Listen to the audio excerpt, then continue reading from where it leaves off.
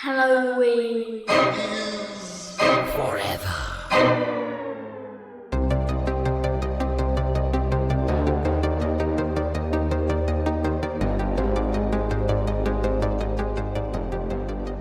Good evening, Stephen. How are you doing? I have been a little bit better than recent, Brian. I knew you're sick. Yes, I think I had the Crumb Bum 19, and I'm not sure. Oh no, but not the crumb bum. Yeah, I had Crumb Bum 19. Thanks a lot, Joe Brandon. It sucked. Well, this will cheer you up. Okay. This will get rid of that last little bit of crumb bum you got there. Uh-huh.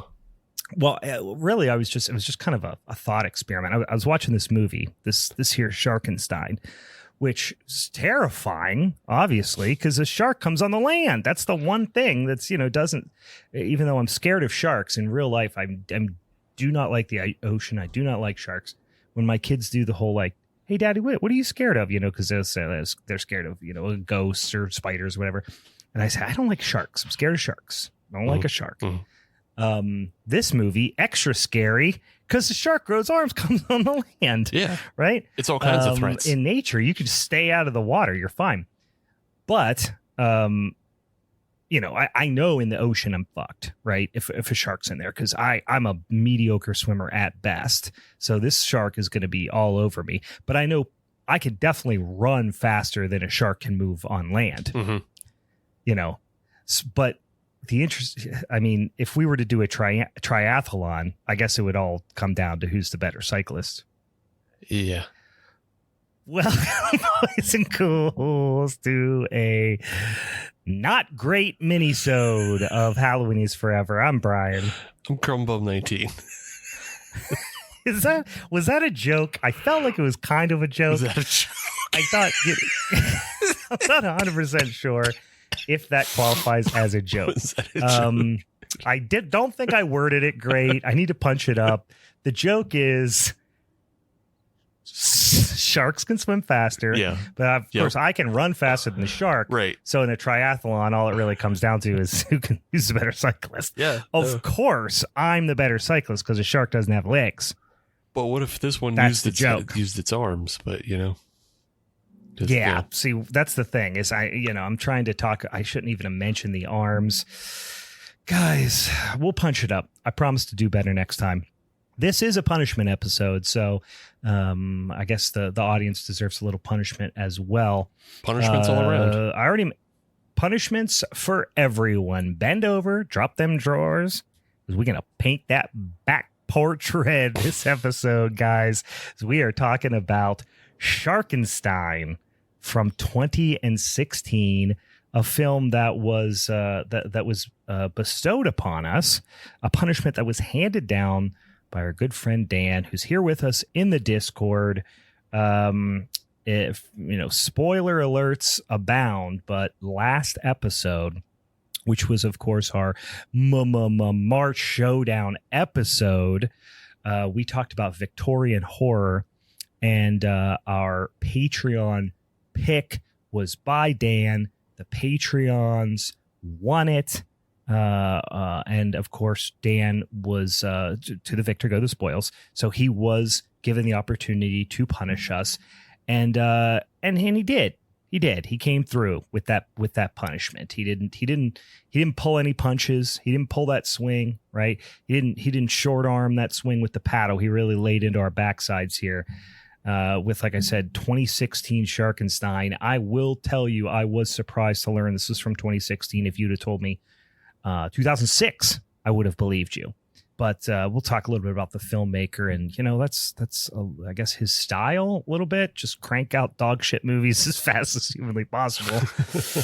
Maybe not as much in 2016 as he is today, in 2025. But we got a couple things we got to do at the top of the son of a bitchin' show. Steven, are you sipping on a old cold beer over there? You got a couple 2-tree cold beers? What's going on? I do not have cold beers because, like I said, I had a you're crumb still bum. feeling a little sick. Yeah, I had a crumb bum, and I'm just not in the mood to drink, so I have 2 bottles of water. Isn't that exciting, everybody? Mm-hmm, mm-hmm. Are they 2 different brands of water that you could compare in a sensory environment here for us, or is it 2 bottles of the same brand? Fuck. That would have been such a good idea. But no, it's great value, purified ass water. Just purified ass. Purifier and a motherfucker. Yep. Well, we're glad you're on the mend. Did you have the like the flu-like symptoms and all that, the puking and the shitting and all that, or? Yeah, I don't get the puking and the shitting. I get like a light cough. I had the shitting. Ooh. Yeah. Yeah. No, I get like a light cough a few weeks ago in the flu legs, in the flu back, and then like the only way I think it was more Covo than flu is like I got some like blotchy skin things, which is that's more of a COVID symptom than flu symptom. Yeah, but I don't know, that little high V type situation. Yeah, but I don't know. It wasn't. I don't know. I don't go to doctors, so I wouldn't know for sure either way. I try to avoid them at all costs. I had the chest congestion and the fevery type of yuckiness a couple of weeks ago. And then the week prior to that is when I had like the full on flu, fever, shitting, whole situation here. But I was around some people last week for work meetings, and a couple of them were sick, learned later that they were sick. So I was convinced I was going to get sick over the weekend here, but knock on wood, boy's still feeling pretty good. I was out and about. I ran 6 miles yesterday. Damn. I'm working on this half marathon situation. So I ran 6 miles yesterday. I'm sore as fuck today, but I feel pretty good. And unlike you, I've been getting after a couple of beers. Yeah. What you drinking? Yeah, getting after. Well, first of all, season premiere, I think it's season 7 of The Last Drive-In with Joe Bob Briggs was on Friday night. And so I got after some beers. I like to drink couple two tree, right? Watch that double feature. And I like that they actually switched up the format once again this season. They went to a different format last season. I didn't hate it, but I think based on fan feedback, they switched it up this year because they had always done a double feature. And then they said, well, we'd like to spread out the season, right? Further across the across the calendar. Right. So they started doing just one movie. Well, that's okay. I don't mind that. Yeah. But you could tell they filmed the format for it to be a double feature. So it didn't really make it felt weird. Yeah. Okay. So this season they are bringing it back, and they're actually doing every other Friday, but they are doing the double feature. And I think I like that because I do like the double feature. Yeah. Yeah. That makes it feel a little bit more special too. Cause then you have it, you can schedule it on the calendar and you don't lose every Friday. Right. You get your 2 Fridays of Joe Bob, and you get your 2 Fridays to do other stuff. I like that way. Yeah. And it was fun. It was a fun episode. They watched, is the 100th anniversary of Phantom of the Opera, the original 1925 Universal Phantom of the Opera with one Mr. Lon Chaney. So we watched that first, which was a lot of fun. And then, keeping with the opera theme, we watched Dario Argento's opera. Yeah. Which I think we did on this show. We did. Which I have no confidence in my ability to recollect whether we actually did things on the show or just talked about them. But because you did that for Giallo, didn't you? Didn't you pick that one for Giallo? Yeah, we did it for, it may not have been the Giallo Showdown, but it was for a show. Argento? It was for a showdown that I won. So yeah. And they did that one, which was a lot of fun too. But I did fall asleep halfway through, so I get to go back and watch a little bit of that. So I got after some beers, and now your boy's getting after. I'm trying to polish off, and I think I already did this in a recent episode, but I'm trying to polish off the last couple in this here 6-pack because this will be our final episode before St. Patrick's Day, a holiday that typically I don't give 2 shits about, but I do like some Irish beers. So I'm drinking on this here Fathead's Irish Red Ale, which I think I already drank on, or maybe I drank it on a Patreon episode, perhaps. No, I don't remember. No, you haven't really talked about that one. I didn't know you had it. No, I haven't yet. Okay, not that I remember. Maybe I'm imagining that. All right. So I'm drinking on a little St. Fatty's Irish style red ale from Fathead's Brewery, and it's just, you know what? Regular ass Irish red ale. Nothing special about it. That's kind of what you want out of an Irish red ale, just for it to be regular ass. Yeah. Yeah. Don't get cute. Don't be fucking weird about it. Just make it a nice, drinkable, dry, amber style ale with a little bit of fruitiness. Don't make it too hoppy. Don't make it too caramely. And then it just has to have a little tiny bit of like a drying roast finish. Not like chocolatey roast, just a little bit of an ashen roast character in just to lend some additional dryness. That's all I'm looking for. Yeah. Nothing too special. Man, I got fucking bad memories of just being on the south side and going to Fatheads like during St. Patty's Day. Like that. Oh yes.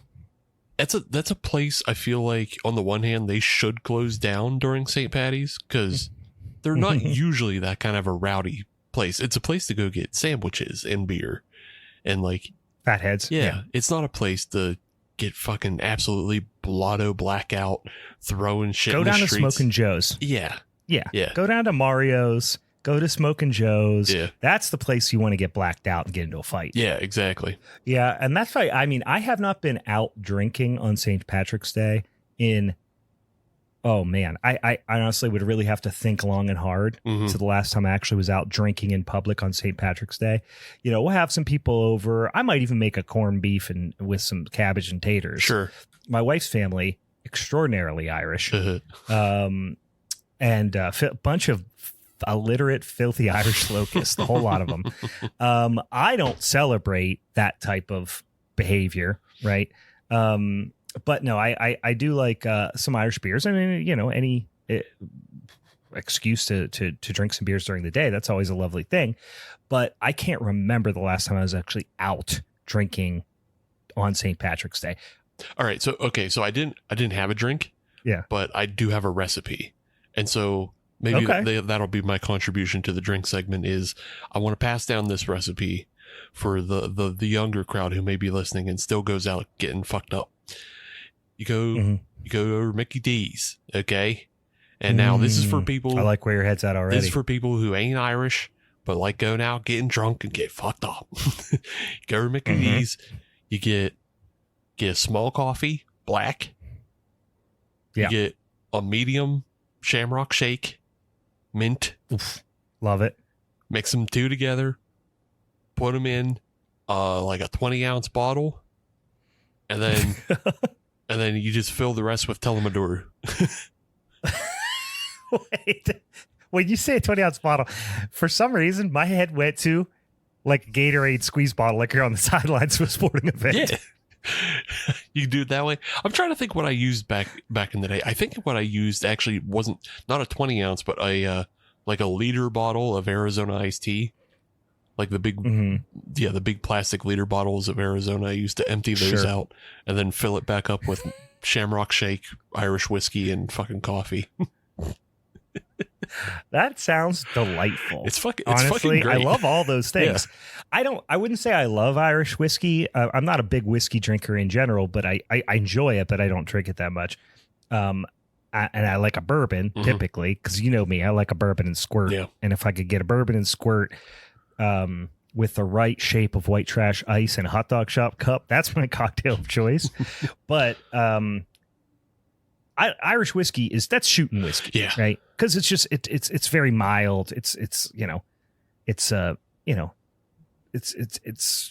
inoffensive, right? So nobody doesn't like Irish whiskey unless you just don't like whiskey because it doesn't taste like much. I like that a lot. I'm a big fan of the Shamrock Shake, though.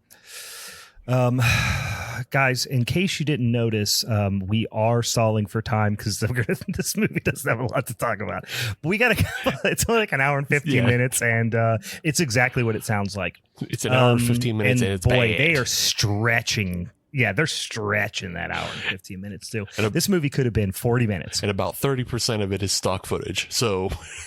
Yeah, at least. Yeah, that's generous to say it's only 30%. But we do got a couple other things we got to talk about at the top of the show. So hold your horses, guys. First of all, We got our beers out of the way. We got to spin that spinny ass wheel, guys. It's the punishment episode. It's the episode after the showdown, which means we got to go back to the old drawing board, boils and ghouls. We got to go back and spin it again, and we're going to get 3 topics. As Steve brings that up, I will explain to you how it works. Every goddamn sexy ass fucking Monday, we throw out some new content on the internet. We chum the internet waters with content every fucking Monday. But the first Monday of every month, we do what's called a showdown episode. So we pick 3 topics from a big spinny ass wheel. It's got a bajillion different topics on it. This topic could be anything from, individual performers to like subgenres of horror to some really wacky shit on there as well. We pick 3 of them. We put those out on the social medias in the following week, and all our social media friends and listeners vote, pick a topic for us. Once that topic is selected, myself, Steven, and our guest, or if we don't have a guest that week, we'll intermittently use our Patreon friends. We'll pick a movie associated with that topic, and then that first Monday of the month, we'll do a showdown episode where we each argue for our particular movie associated with that topic. We'll have a goddamn slobber knocker, sometimes a fucking barn burner, guys. Sometimes somebody will get speared just as they're reaching up off the top of the ladder to grab the belt. Somebody will spear them from another ladder down to the mat. But regardless of what type of no holds barred action takes place, somebody's going to take home that son of a bitch and championship strap for the month. They'll get to instill a punishment episode. They'll get all types of accolades and to the victor, of course, go the spoils. 3 pound Isley's chip chop. Yeah, if you go down there and if you demand loud enough and you have your belt with you at any participating Giant Eagle store, guys, I've only tried it at Mario's Giant Eagle in Elwood City, and even then, mixed reviews in terms of success rate. So I can't guarantee that. You still get to carry around that fucking strap for the month. So it is that time where we need to pick our 3 topics once again. So, Steven, let's spin that fucking wheel. Let's get 3 topics for our April showdown. Ooh, we've had this come up. I think it's come up every year, but it's never won to go onto the showdown. It never wins. No, it comes up every once in a while, but it never wins. And the topic, I wonder if it's the title of the topic. I don't know. But the title is Telekinesis, Kyle. That's Telekinesis, Kyle, which is, of course, a Tenacious D reference. But we're just talking about telekinesis. We're talking about goddamn mind powers, guys. Any horror movie that displays a serious theme around mind powers, mind control, manipulating physical objects or the physical world with your brain. Okay, that's number 1. We got to spin it 2 more times. Number 2 is non-trad vampires. I like to call things trad and non-trad. Yeah. I don't know why. I think it's very funny. So this is, of course, non-traditional vampires. This has definitely come up before, but have we done this one before? I believe so, because you did your favorite with the Bill Paxton and the Lance Hendrickson. We did the little Near Dark, yeah. And then I want to say somebody did, or did you do Let the Right One In? I don't remember. I might have, but yeah, we've done that one before. That's a fun one. I like that one a lot. But no one did Vampire's Kiss. No, so, no one did Vampire's Kiss. I'm just gonna say if it wins again, I will fight somebody to do Vampire's Kiss because I like that movie more every single day that I'm breathing on this earth. Great. All right, the third spin, and we have Monsters from the Deep, which is, we got 3 that have come up before. I don't remember if we did Monsters from the Deep before. I feel like we did because I remember having a bit of a gentleman's agreement, perhaps, that we weren't going to do Humanoids from the Deep because you and I both are big fans of that movie. Was this that topic, or was this a different topic that was just kind of adjacent? I think it might have been an adjacent topic, because I know this has come up before in the past, and anytime I think about this category, I'm always thinking about like Leviathan, and I desperately try to want to sneak in that Treat Williams movie, but I don't know. It's bad, but it doesn't win. But I need other people to pick bad movies, so I don't know. I don't remember us doing this specific one because I don't remember having a conversation about what constitutes deep. Right. Because are we just talking the sea? Is all the sea deep? Yeah, all the sea's deep. But I think then it is all the sea deep. Is all the sea deep? All the sea's deep. Are all lakes deep?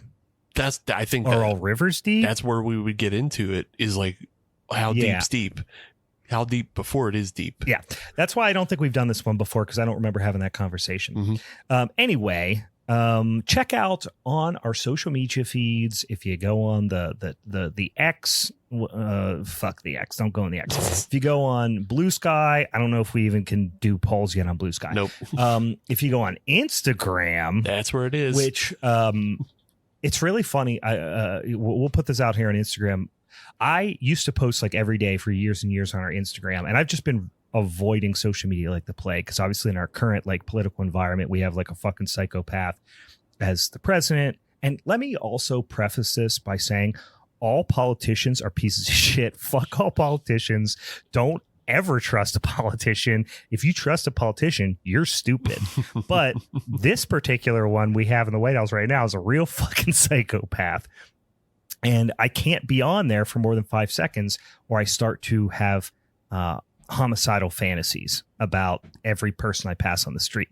So I've been trying to avoid the social medias as much as possible, because it's mind poison. We all know this, right? We discovered that pre-COVID that it's fucking mind poison. So I've been trying not to go on there, but when I do, I try to interact with people in a positive way and just talk about horror movies and that sort of stuff. Also, if you want to send an email to us, because we do occasionally get folks who want to like talk about a movie they directed or whatever, or like actual legitimate reaching out to us with questions about things or whatever, do that. We do have an email. I always forget to mention it, but it's halloweensforeverpod@gmail.com. You could send us one of them fucking old fashioned emails. All right, but we'll put up once again, it's telekinesis, Kyle, non-trad vampires, and monsters from the deep for you to vote on via Instagram poll sometime, usually mid part of this week. Last but certainly not least, Steven, before we jump into the Sons of Bitchin' movie, why don't you tell the boys and ghouls at home about what all kind of hot shit we got going over on the Patreon? Yeah, so if you want to join the Patreon and assign us punishment movies like Dan did this week, then you have to be a part of the conversation, which means you have to go to patreon.com/HalloweenIsForever. You can log on, and then maybe you get to choose the movie. And then once you choose the movie, maybe your movie wins. I think the batting average for the patrons is 100 at this point. They've been fucking rocking us. Yeah, we've been doing a bad job. I think every time the patrons get a movie in, they win. So, hey, if you want to win, you get on the Patreon. Do that. But while you're on there, you also get exclusive monthly podcasts, and you get recos and reviews, and you get a whole bunch of other shit going on. And, if I get fluey or I just decide I want to start posting, stuff on there, I will. So who knows? It gets silly. Anything can happen. And I do want to stress that the patrons from Patreon, the patrons winning is by no stretch of the imagination us, like kowtowing to the patrons. Steve and I just cannot seem to get our shit together when it comes to going up against them, because we I feel like have reasonably similar tastes in a lot of movies. However, we always tend to pick more polarizing movies or something. I don't know what exactly we're doing wrong. I haven't figured out what the what the mistake here is in the recipe, but we do just tend to get our ass handed to us. Yeah. When we go up against the Patreon crew. So I think there's a couple things at play. One, know. We always give the patrons first pick. So That's they true. may pick, a more popular movie. 2, maybe they pick a broader taste. So, like you and I will pick their movie over the niche ones that we pick up. Yes. This past one, though, was just all kinds of bumblefucking because I picked a movie I didn't watch and you picked a movie that was bad. So, of course, they win that showdown. Well, I will admit I fully prepared for the wrong topic, which was a big mistake. Yeah. And then I picked a movie I thought I liked more than I did, and it was dog shit. And that was just a real comedy of errors. Last one, and then the month before that, we basically did a triple punishment episode. So, but that wasn't a Patreon pick. But Jesus Christ, we're doing bad. So go ahead over on the patreon.com/Halloween's Forever. We have tons of backlogs of all of our Patreon exclusive shows. We did every single one of the Fast and the Furious movies, which all suck shit. But we talked about and made fun of them, which was really fun. And then we did almost a whole year of me, making Steven watch weird right-wing propaganda Christian horror movies, which also sucked shit, but it was fun to talk about. And now Steve's making me do wacky ass fucking weird 90s comedies with horror ties to them. That's going to be fucking weird too. So yeah, go on over there. It's a lot of fun. Subscribe, give us, paper monies every month and you get more than your money's worth. All right. Anything else before we jump into this son of a bitchin' movie? No. Except for the fact that it's not called Mary Shelley's Sharkenstein, and nobody should be. Nobody screams Sharkenstein at the camera. Are you suggesting that this movie is better than Mary Shelley's Frankenstein? No, I'm definitely not suggesting that. But I am suggesting that they fucking drop the ball and not, doing any of that. Like, It's one of the things that really just kind of pisses me off about movies like this is that they aren't funnier. No, this movie is so unbelievably unfunny. This is almost the type of movie where, we've talked about this 100 times on the show. When you do horror comedy or when you do like schlock, quote unquote, so bad it's good, or trying to be so bad it's good horror, you're always better off when you go just earnest, right? Mm-hmm. If you do too much tongue in cheek, it's frankly harder to pull off. Now, do some pull it off? Certainly they do. But it is a harder thing that the very obviously tongue in cheek, so bad it's good is hard to pull off. With the certainly there are some exceptions. This one, the only rewarding aspect of it to watch is how unbelievably inept the comedy is. Yeah. Because it's terribly put together. And we'll talk about the director, Mark Polonia, a little bit. But he's not known for quality. No. He's known for quantity. Yes. In terms of cranking out movies. And I get the feeling he's kind of now evolved into that type of filmmaker, which I don't know if it was the case in 2016, but he has evolved into that type of filmmaker in recent years where it's just spam Tubi with movies. And I'll perhaps I can eke out a living or maybe a supplementary living doing this. Mm-hmm. Not unlike, I always forget his name because he's not actually a real human being, but the one that the name that we believe represents a weird collective of, again, spammy shit horror movie makers that did like The Killing Tree and all that. Oh, it's Reese Frake Waterfield or something. Like some shit like that. Yeah, it sounds like it sounds like a military contractor. Yeah, you know what I mean. Yeah. Like it sounds like some sort of Blackwater fucking contractor or something. It's clearly not a real human being. It's just a collective group of shitbirds that just crank out titles that meet the bare minimum requirements to go on Tubi. And then if they can keep people, streaming for 20 minutes, they get their nickel per stream or whatever. I don't know what the fuck the deal is. But I get the feeling that Mark Polonia has devolved into that in recent years. But you did a little bit of Google action with Mark Polonia, right? Yeah, I just kind of want to remind. I think Mark Polonia came up on the show before, because when we did the Camp Blood movie, because Mark Polonia, he's, for those who don't know, he's a Pennsylvania-based director, but I believe he's on the other side of the state. He does like in the Philly, New York, Delaware area, some New Jersey as well. So yeah, he came up when we did the Camp Blood movie because he did some of the other Camp Blood sequels. And so he does some, and then another guy does some, and they just kind of trade back and forth doing Camp Blood stuff. But then he also, Mark just directs a whole bunch of fucking garbage now. But he actually dates all the way back to the 80s. And while...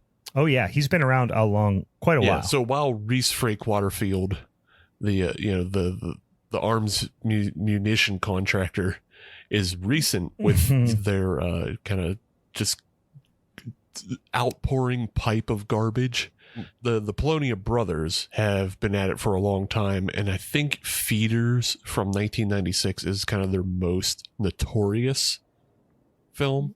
That kind of broke through because it was so bad, and I think it hit the VHS rental market at the right time. It was one of those films that like snuck onto VHS and on the shelves, and people rented it and went, "What the absolute fucking dog shit is this?" Yeah. But since then, the Polonia brothers, kept making garbage after garbage after garbage. Although Mark's brother John did pass away. I want to say 2008 is when John Polonia passed. Okay. Yeah, he has really leaned in recent years heavily into the shark stuff. It's not exclusively shark stuff, but he's that suite of assets that he has, paid for. He's really getting his money's worth in whatever fucking editing software he uses. It's wherever he gets his stock footage from, and that's probably why it's mostly shark stuff, because a whole section of this film is stock footage of diving, and so whatever. I don't know, maybe it's on Envato, or maybe it's another service like Envato, but it's a library of stock footage of diving. And so he's like, well, I got all this underwater stuff, and underwater stuff kind of is production value.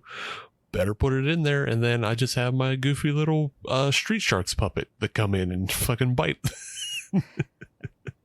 I mean, we'll get into it, but there's a lot of strange decisions made, and I think it's just a testament to how little thought really goes into this. Not that I'm pausing here, because we have in the past said,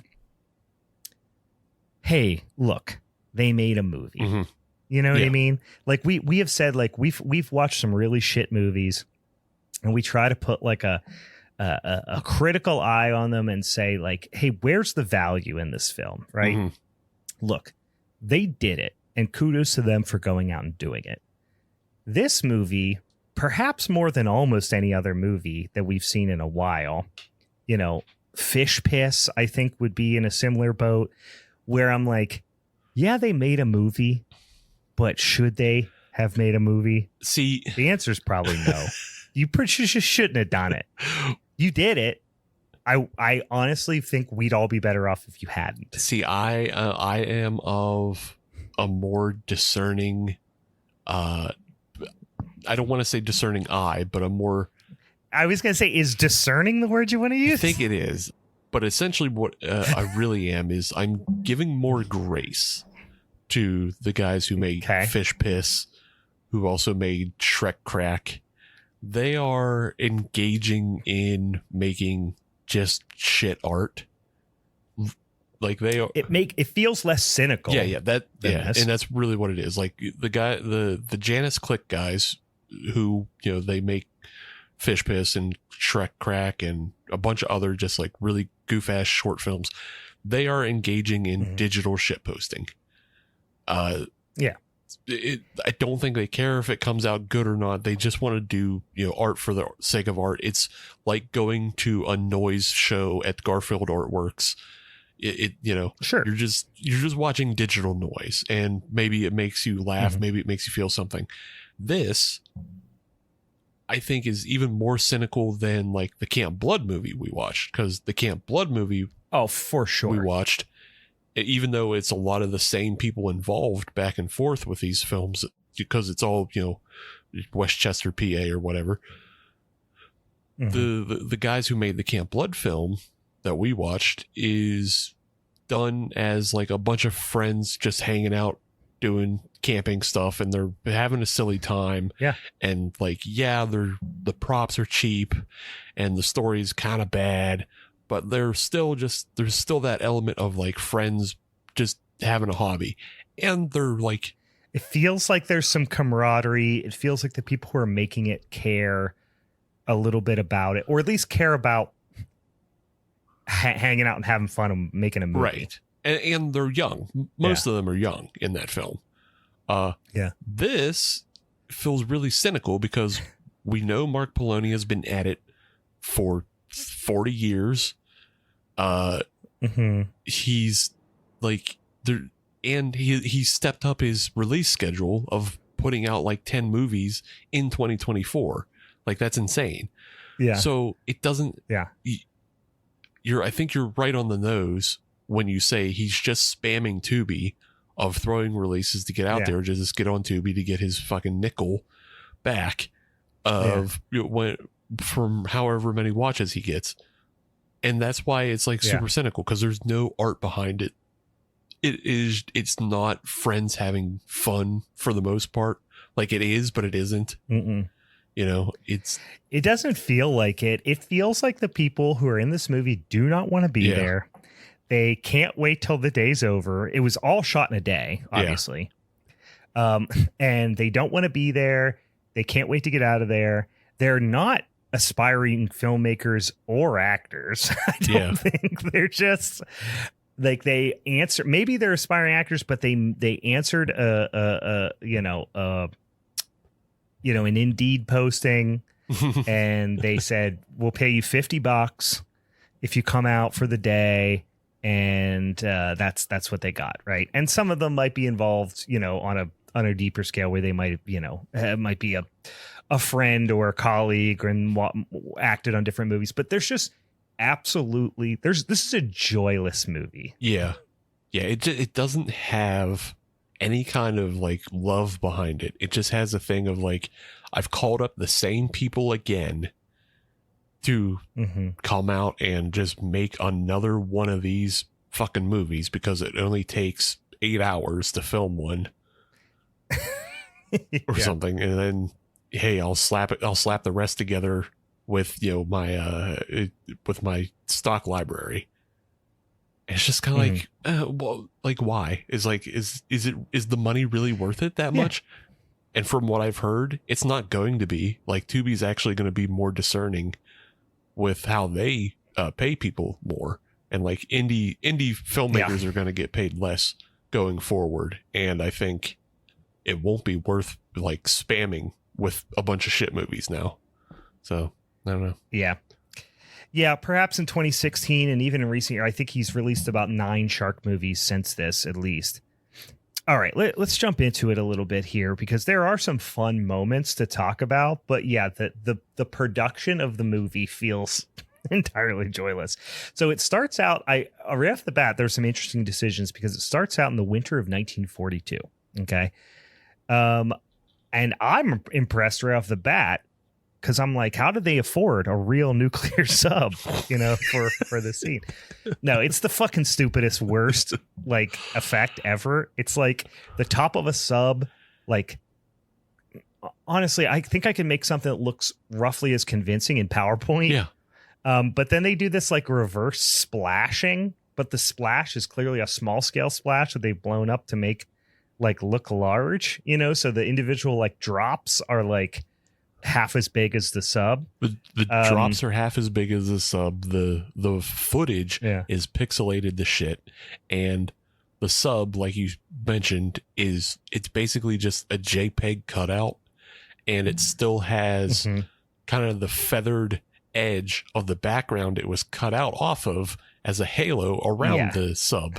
So that's what I'm saying. Like, I feel like I could do this in maybe not even, I mean, maybe Microsoft Paint level. Like this, it's really fucking bad. Yes, most children could.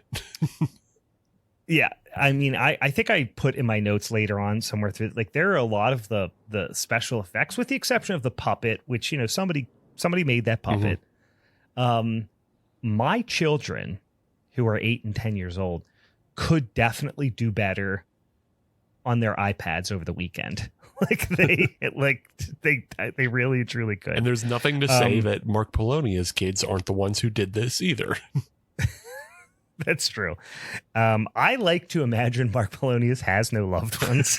I hope no one loves him. Is what I'm saying. That's what you hope. But like, no, he definitely has some sort of following, because he just can't stop putting out these fucking movies. He can't stop, won't stop. He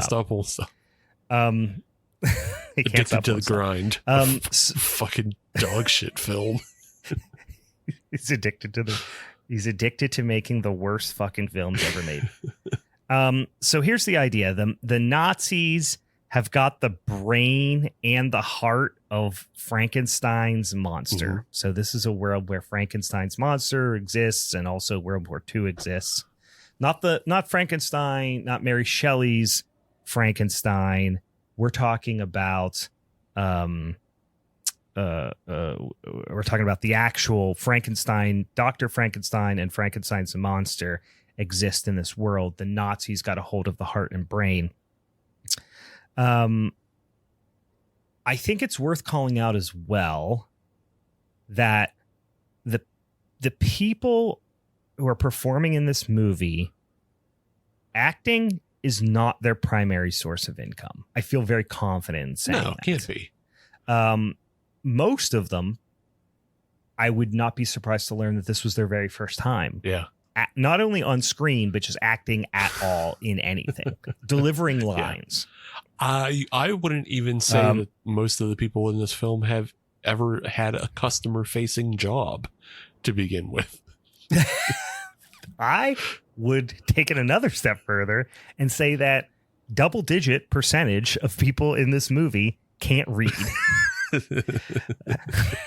Because they would be able to deliver the lines better if they were reading off of a cue card or something. Yeah. But no, they're very, very bad. It's very stilted. It's very that's if we look back at a movie like, you know, Blood Fart Lake or something that we did once upon a time, all of the gags, everything's delivered with some pizzazz, delivered with some passion, because they're there, you know, they're in it for the love of the game.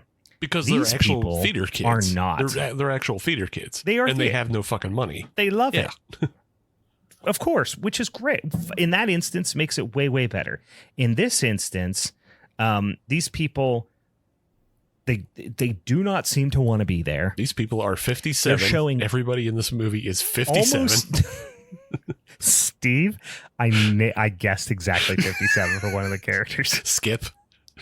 And I don't know if that's a Pittsburgh thing and we immediately think Heinz 57, but we'll get to it in a funny second. Number. It is a funny number. Yeah, so we're getting a lot of completely untrained actors. We're getting a lot of stock footage. You estimated somewhere in the realm of 30% of the movie is stock footage. I think that's fair. But, you know, we've set up with this idea that the Nazis have Frankenstein's brain and heart. Don't know why the heart is important. We've established, if you watch the original movie, the brain is the only thing that's important. We don't need the heart, but okay. We are at Katzman's Cove. I don't know if they talk about what state is in, but it is on the earth, I think. But Katzman Cove is where it's located. At one point, they show some stock footage that's clearly in like New England. Another time they show stock footage that is obviously like the southern coast of the United States, like, could be Myrtle Beach. You know what I mean? Yeah. Could, something like that. There's Myrtle Beach in there. There's definitely New Jersey in there as well, because I saw that on one of the signs in the background. There is perhaps a Brazilian beach at one point, because there is with the guy who's standing on the like lifeguard station. Yeah, there's a guy who's standing on the lifeguard station, but also the woman who lays down in the chaise lounge. Next to I her, forgot about her. Yeah, there's a boat that has something written in either Spanish or Portuguese on the side of the boat.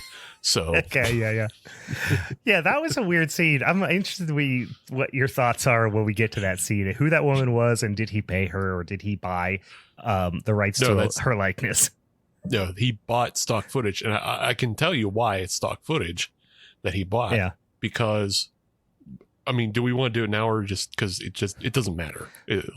No, it doesn't matter. It's completely irrelevant to the story. Right, because it's separated from everything because it is stock footage. So it's more of a vignette within the movie. Yeah, it's a woman who gets attacked by a shark on a beach, and it's separated from everything else. But it's stock footage because he has footage of this woman walking along the beach, laying on a chaise lounge, and then walking into the ocean. But when she dives into the water, her costume switches. Oh, like God, she's wearing a t-shirt and a bikini bottoms, but then it goes for a reverse shot from underneath her, like in Jaws, like you're looking up at a woman, but it's not the same woman because she's wearing different bikini bottoms and only a bikini top, and like they're both striped. They're not what the quote actress was just wearing in the cut before. But he only uses that footage like twice, and it's only like 2 seconds long, which is how you also know that it's stock footage, because it's the same thing over and it's only 2 seconds long, because a lot of stock footage is very short, because it's just meant for commercials to advertise a fucking beach resort, not to be a part of a feature film. Sure. And I can't express to you how little attention I was paying at this point. Like, I was so fucking checked out. We're cutting back to earlier in the movie. We do get introduced to my personal favorite character, which is Duke Larson, who Dan in the Discord here mentions he looks exactly like the asshole husband from Sister Wives. Google it. You're not wrong. Not wrong at all. And I think one of the telltale signs is that maybe his hair is not quite as.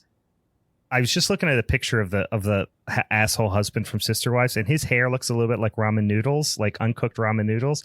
This guy's hair is a little bit more feathered, but it also does. His goatee is the polar. It could not be a more different color than his hair, which has just always been an off-putting thing to me.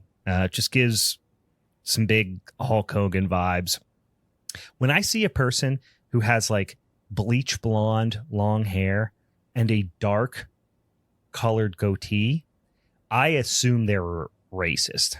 Is that fair? If it's a fair assumption, I just immediately am like, you're obviously very racist. You probably say slurs. Yeah, you say slurs. Swimmers are missing. He'll check it out. Don't worry, guys. This is one of my favorite parts in the movie, because a lot of times with movies of this caliber, they will wait as long as they can to actually show the monster, which is also a classic trope in good monster movies as well, which I love. And we've talked about many times on the show, is you can show the monster too much and it loses its effect. Right. So holding on to show the monster for a long time is a good thing. This movie does the exact opposite, where we unceremoniously, with zero buildup and zero fanfare, get a full view of the Frankenshark within the first 5 minutes of the movie. Like, and they just treat it like it might as well be a fucking tire floating in the water. Yeah. Like, they use zero fanfare, zero buildup, zero, like, even impression that there should be some shock or awe. It's just like, Oh, there's Sharkenstein. Oh yeah, there he is. Okay. Yeah, there he is. That's how you know. That's how you know Sharkenstein. Yeah, I have the exact same This note. is the most low energy horror movie I've ever fucking seen. It's so low energy because even when he attacks, there's no sting to it. Because I have the note. No. This is the opposite of Jaws. Build no tension and always show the monster. It's like everyone is on lewds. Everyone from the cinematographer to every performer.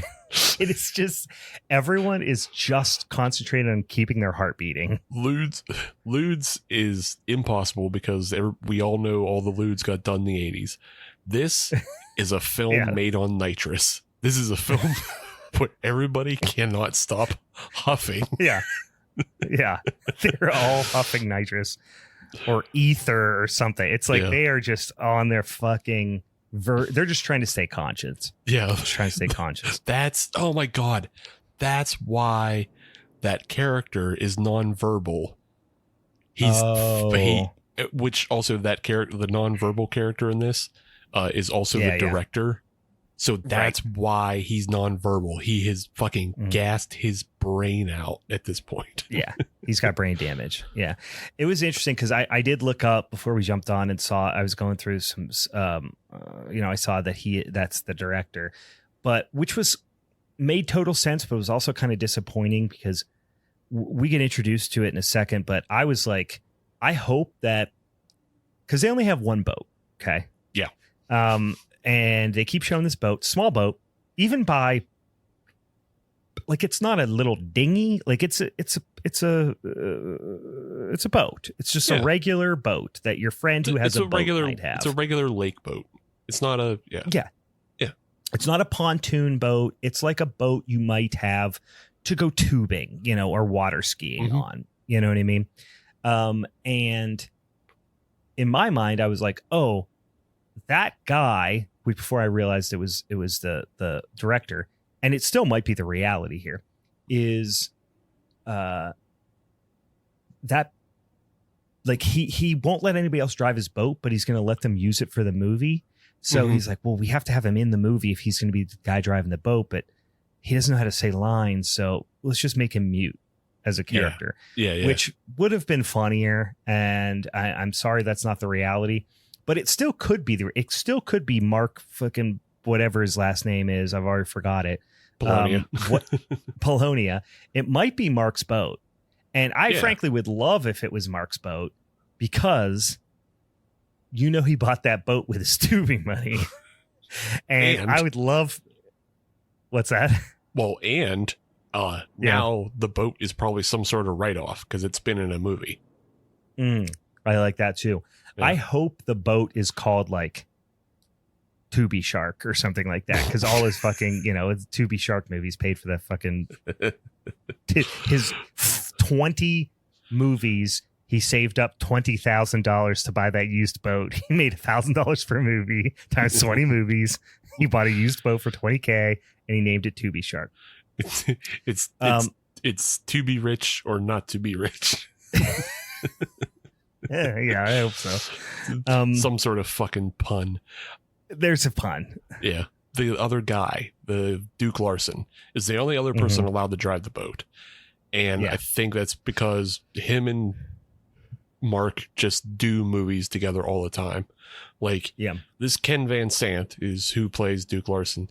He has a whole bunch of other fucking films where he plays, I'm assuming the same character, but he is in Bigfoot vs. Zombies, playing Duke Larson. In Virus Shark, he plays Duke Larson. In R.I.P. Van Winkle Part 3, he plays Chief Duke Law, which I can only assume is an older whatever. Wait, they did a Rip Van Winkle movie, but they called it R.I.P. Van Winkle? Yes. Nice. And then in 2024, he's in Cocaine Werewolf as Sheriff Duke Larson. Yeah, he looks like a cross between, like Dan said, the shitbag husband from the reality show Sister Wives, combined with just a I'm going to say 15% Dog the Bounty Hunter, maybe 20% Dog the Bounty Hunter. And that's what Duke Larson looks like. I assume that's what he looks like in all the movies. Yeah. He's just like I would say like a faintly, could be mistaken for physically fit 58-year-old man with bad hair and a goatee. Yeah. And like he can definitely deliver lines better than anybody else in the movie, but that's not saying a lot. He also, I mean, I'm going to give him the benefit of the doubt and say he's just matching the energy of everyone else on set, which is to say 0% energy. But I can imagine him giving it a little bit more. Maybe. I don't know. Yeah. R.I.P. Van Winkle 3. Yeah. Fuck. And just look at the cover of that. You get all Duke Larson. Even though he can deliver lines, the one thing he can't do is deliver lines without the mid-Atlantic Pennsylvania accent. Because I think like one of his first lines is like, okay, well, I'm going to go sweep the cove. And I was like, okay, do you want to add and go get a water ice after that? Yeah. Oh, you can see him saying that for sure. Yeah. This could have been fun. Like they really could have made this fun with this concept because they have this weird little puppet and the little puppet is kind of fun. It's not a charm. Really a charm that to fun. It. Yeah. They made a shark that looks like it's Frankenstein, like it's kind of got the stapled together, stitched together look to it. And they're doing this thing where they keep showing its little Frankenstein, dorsal fin popping up, which is like, okay, that could be fun too. But unfortunately, whenever it attacks people, which it does tons of times, again, there's no buildup, there's no tension whatsoever. And then normally what they do is they just show its fin and then they show a face of that person making like a concerning face and then just do this like red filter over it. And then that means they're dead. Yeah. Or they'll sometimes just show like what appears to be kind of like a clip art of the puppet just being launched into the screen. Mm-hmm. Like, yeah, it's either just like a JPEG of the shark being slid onto the screen. Maybe sometimes it's a 3D green screen that they filmed. The first woman, I think, just like she explodes into blood because they just slide just slide a JPEG into her like a headbutt, and then she just explodes in the blood. Like there's never, ever any contact between Sharkenstein and an actor. It just is never going to happen. There's no even attempt of filming two different plates. Like if you filmed Sharkenstein on a green screen and then you film one of the actors being eaten from the waist up on a green screen. But no, because that would require somebody coming over to Mark's house to film that. And they're not doing all that rigmarole. That's too much. And his mom would be pissed. Yeah. His mom's, he's grounded. He's grounded. Can't have guests. He's not allowed to have friends over. Yeah, we get this first victim and that's what happens to him. And it's disappointing. And it doesn't go anywhere up from here. They do a couple of bits where it's like you find feet left behind or an arm left behind or some sort of severed limb. Of course it's like Spirit Halloween props, like a fake foot in a shoe and then they just pour blood on it. But just like, hey, that's at least you're trying that, you know what I mean? Mm-hmm. I can appreciate that a little bit, but those are few and far between as well. All right, so now we get introduced to the worst part of the movie, which is the gang. Ugh. And they are so fucking bad. And I'm currently watching a kind of a teen slasher kind of movie right now called Deadly Manor. And I've watched another one before that earlier today. A good crew, an entertaining crew of teens, that are being stalked by a monster or a serial killer can change the whole way you feel about a movie. Yeah. This is the worst crew I've ever seen. It sucks. All the ass. It sucks so bad. All right. And I'm going to start from least shit to most shit. We have, and boy, I do not want to. So the first one is Coop, played by Titus Himmelberger. And Titus has been in all of these fucking movies. Like, he just is in, like, he's been in 34 films. I'm not going to count them, but I venture to say the vast majority of them are Polonia brother? Polonia related things. Whether they're directed by one of the Polonia brothers or not, they're Polonia related, I would venture to say, right? Yeah. And I also don't want you to think for 1 second that I think that Titus Himmelberger is good at acting. I do not want you to think that. He's not. But he is giving at least a 2 out of 10 effort to this movie. He plays Coop.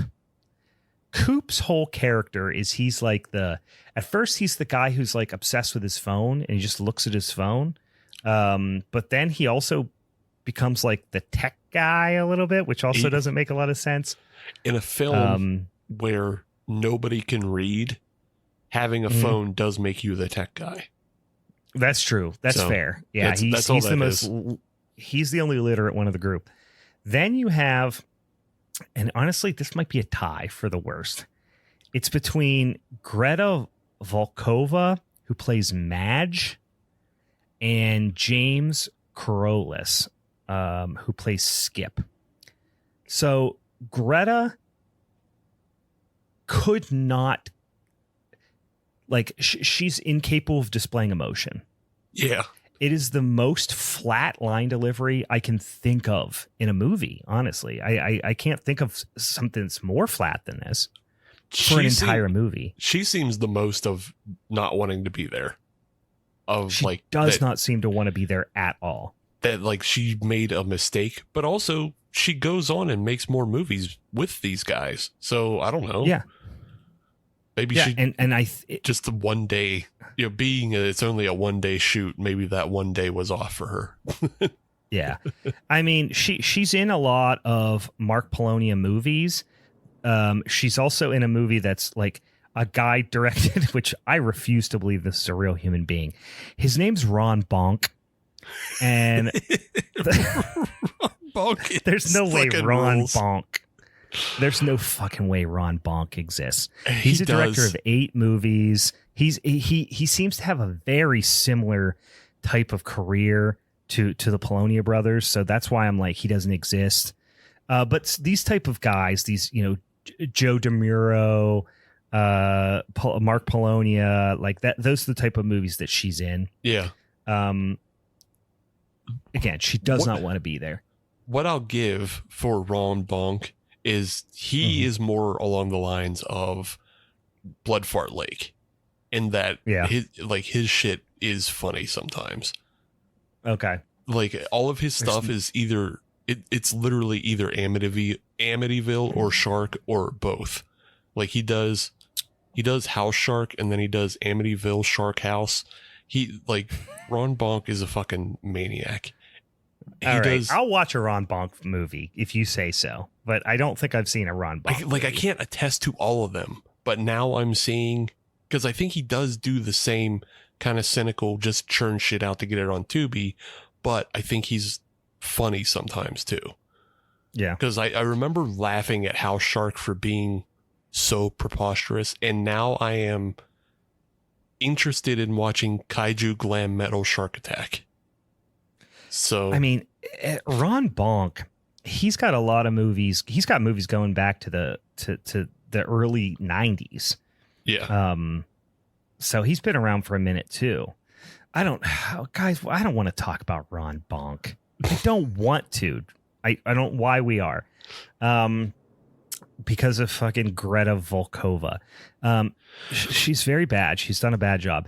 But I would rather her read me a bedtime story every night before I go to sleep than watch James Corollis breathe for another fucking second.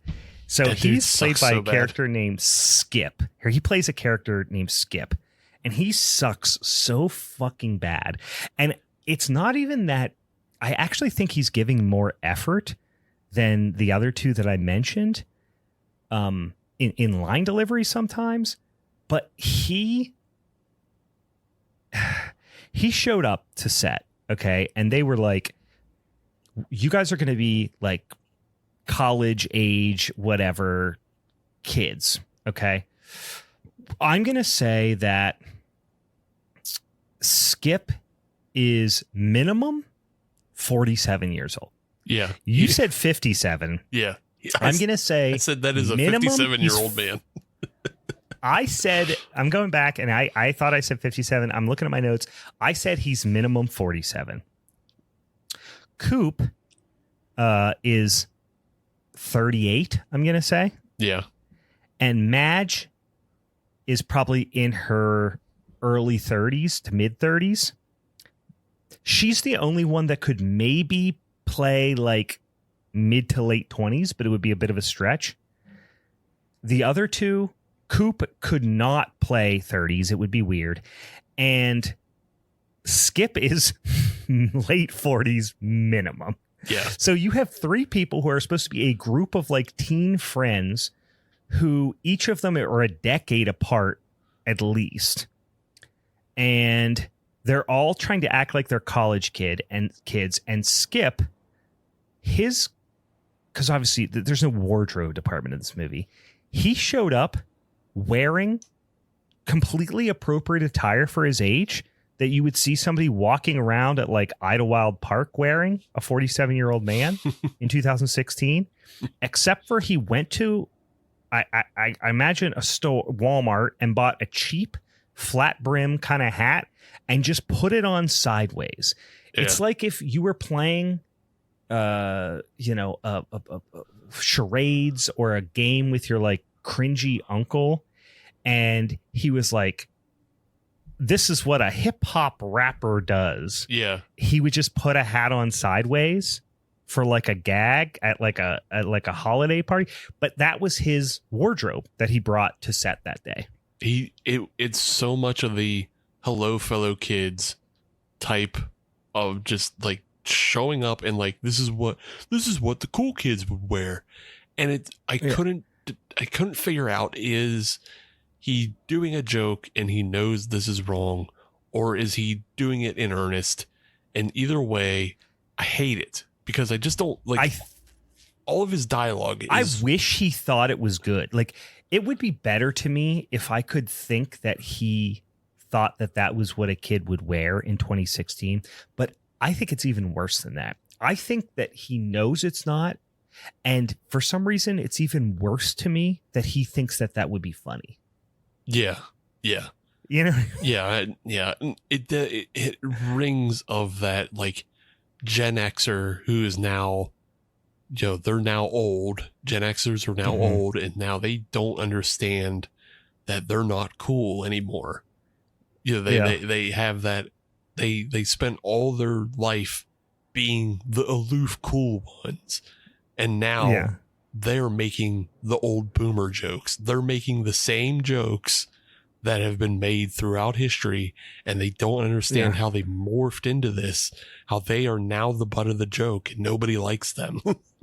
Being old and lame and cringy snuck up on you. Yeah, it got them. And you should be ashamed of yourself. They didn't think it would, but it did. It did. It did.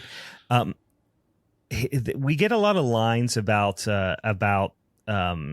Coop being like the tech guy, and he's like, they're chatting about like different land formations or whatever, and he's like, hey, I'm gonna look it up and get all techie on it.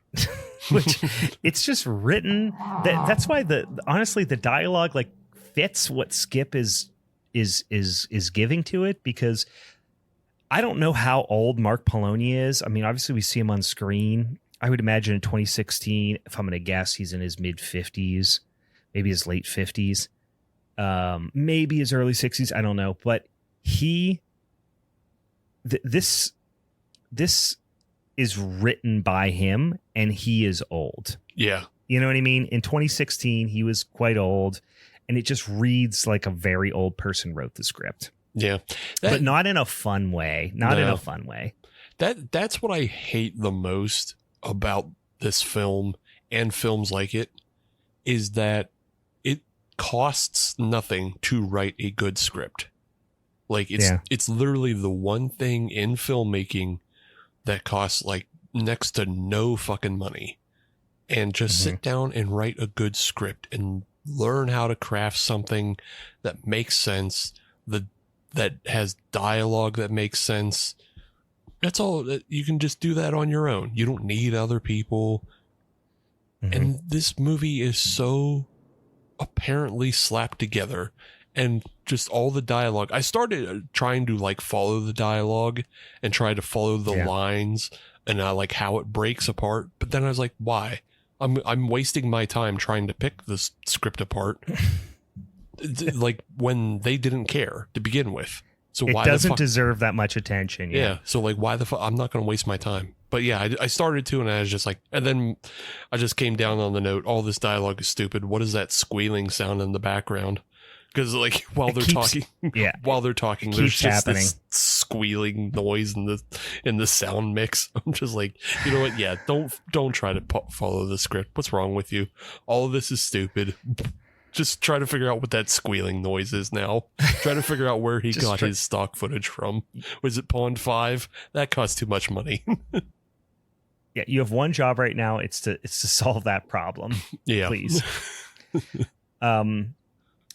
Yeah, so by the way, I am starting simultaneously a movie on Tubi that is directed from 20 and 24, brand spanking new, directed by Matthew A. Peters, and it's called Graveyard Shark.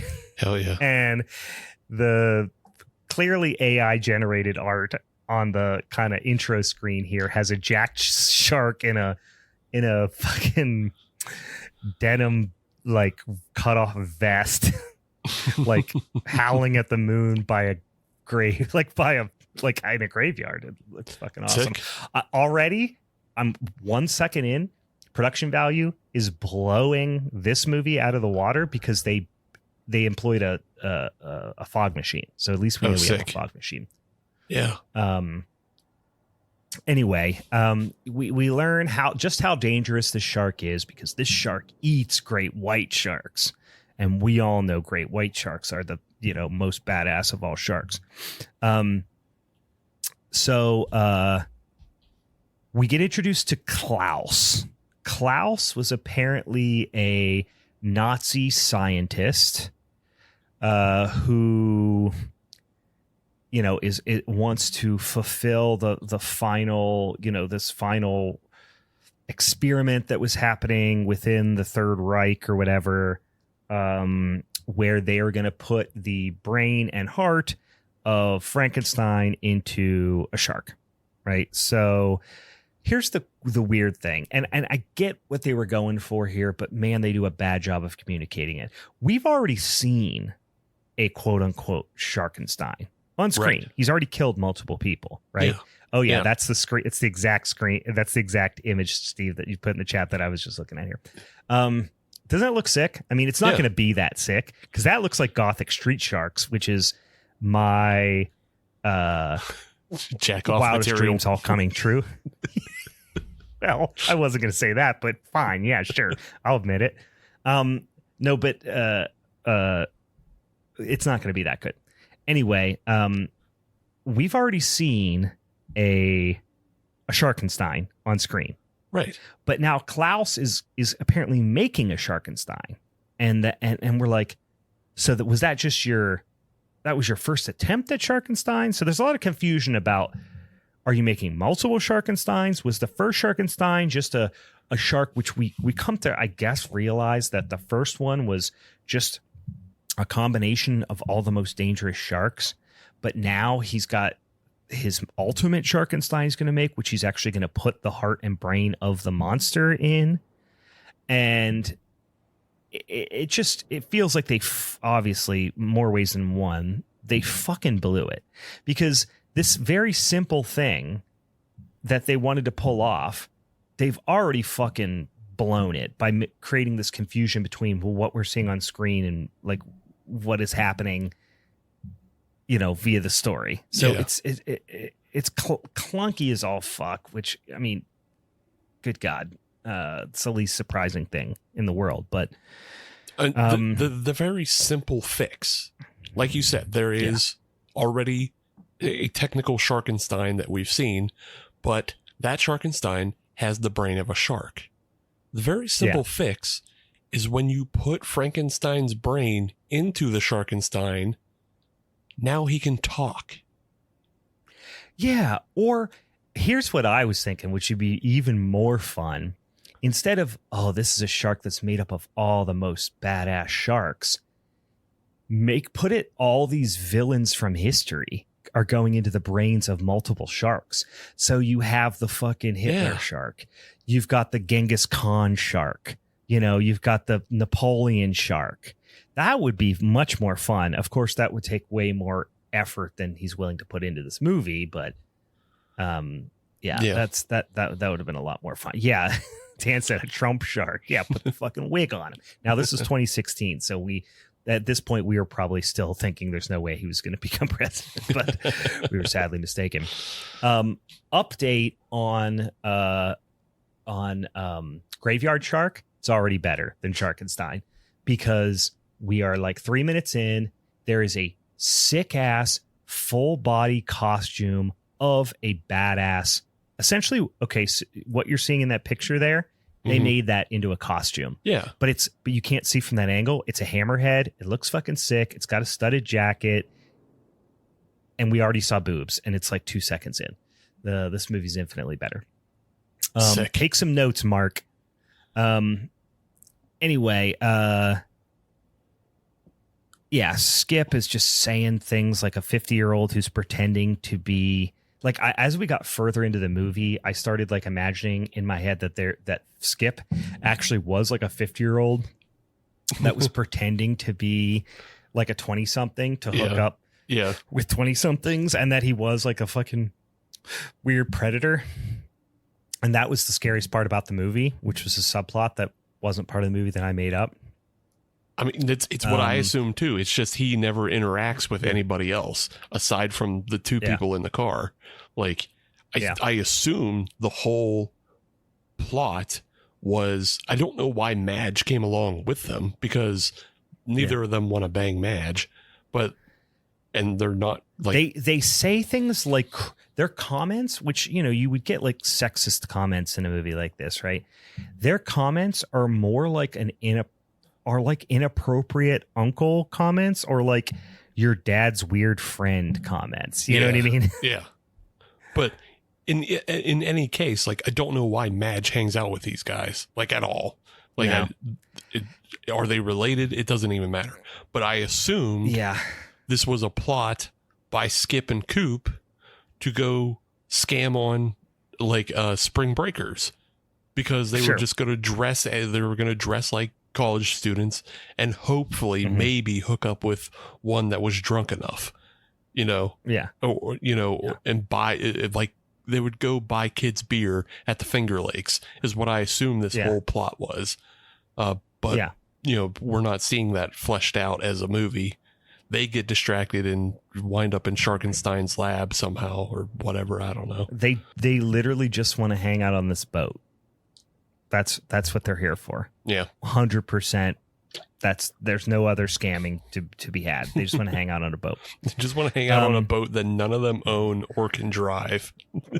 They just want to, Steve, it's simple. They want to eat chips on a boat. Don't make it more complicated than that. They want to eat chips on a boat.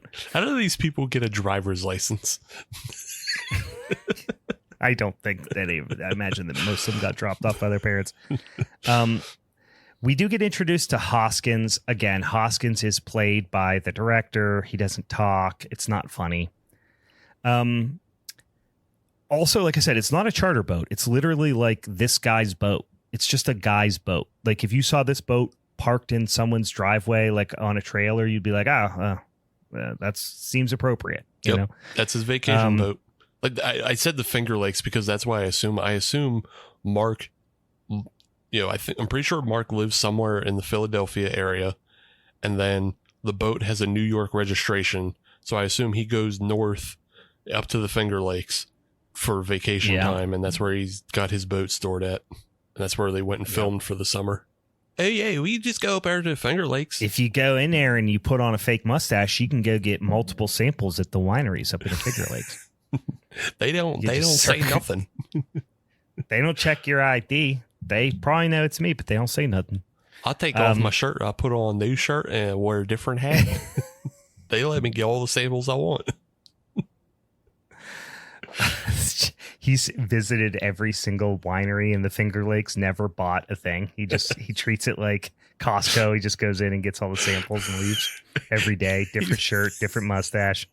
If he took all the money that he spent on the fake mustaches, like he could buy a bottle of wine, easy. Yeah. He's in it for the love of the game. He does it for all his productions. Do you remember the Carl Weathers' character on Arrested Development? The way he was like super infinitely cheap, and he's just like, "Oh, don't throw that out. That's you got a good stew on if you with a bone like that." Yeah. He's living that. He's living the gimmick of just being infinitely cheap and just like telling crew members, "Oh yeah, no, we can go to Costco and look, we can get all the free samples, and then by that time I will buy a hot dog, and then we just split it in threes, and then we each get a piece of the hot dog, and then also they can't throw us out because we bought something there."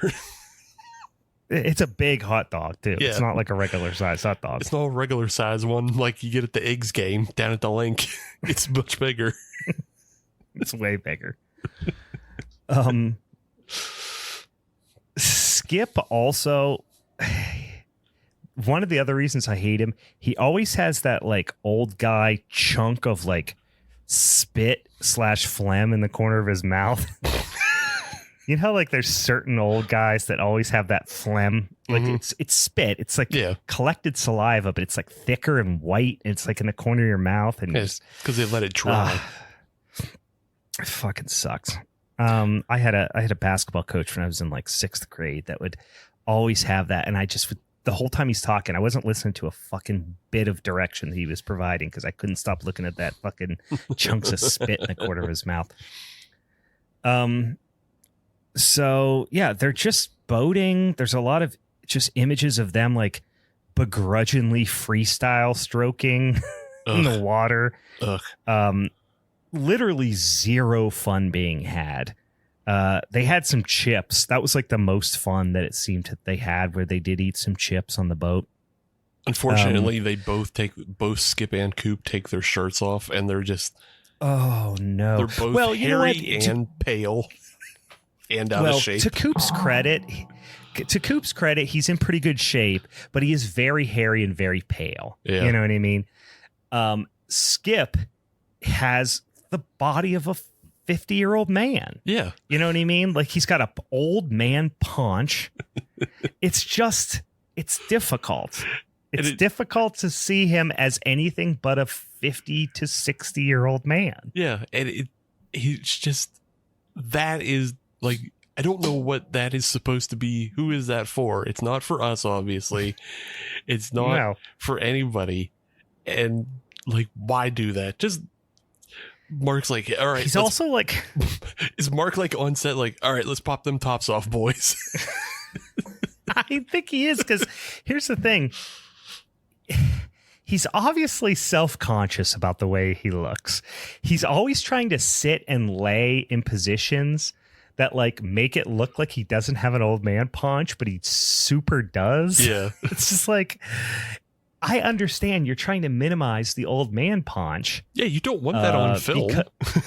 Yeah, you don't want that. I wouldn't want my gut on film either. No. But I'm just saying, you can't play it as your 20 anywhere close to your 20s. It's just not going to play. Yeah, tell your friend Mark I'm not taking my shirt off for this movie. Yeah, just be flat out with him and say, I feel uncomfortable and I can't pass for anything less than 50. Yeah. Just be frank about it. I'll take my shirt off, Mark. Stop it. Mark, if I take my shirt off, they're going to know I'm 57. Like the only thing that would have made it worse if he's like, Hey, it's my 21st birthday. Let's have some brewskis. And then he has like a pacemaker scar. Like, it's so fucking bad. So Duke pulls them over, but they only have one boat. So Duke's on the same boat that they're on. Yep. But then they like keep shooting it where like Duke's clearly talking from a dock, but it's supposed to be like their boats pulled up beside each other. Duke says they got to go back because, you know, shark stuff's happening. And then also Klaus like controls the sharks. He like talks to them on a it's like a walkie-talkie essentially, but he's talking to him on a microphone. He can like give the sharks direction, which is important. Nothing is important to the story, but because the story's not important at all, but that is something that is important to the story, I guess, relatively speaking.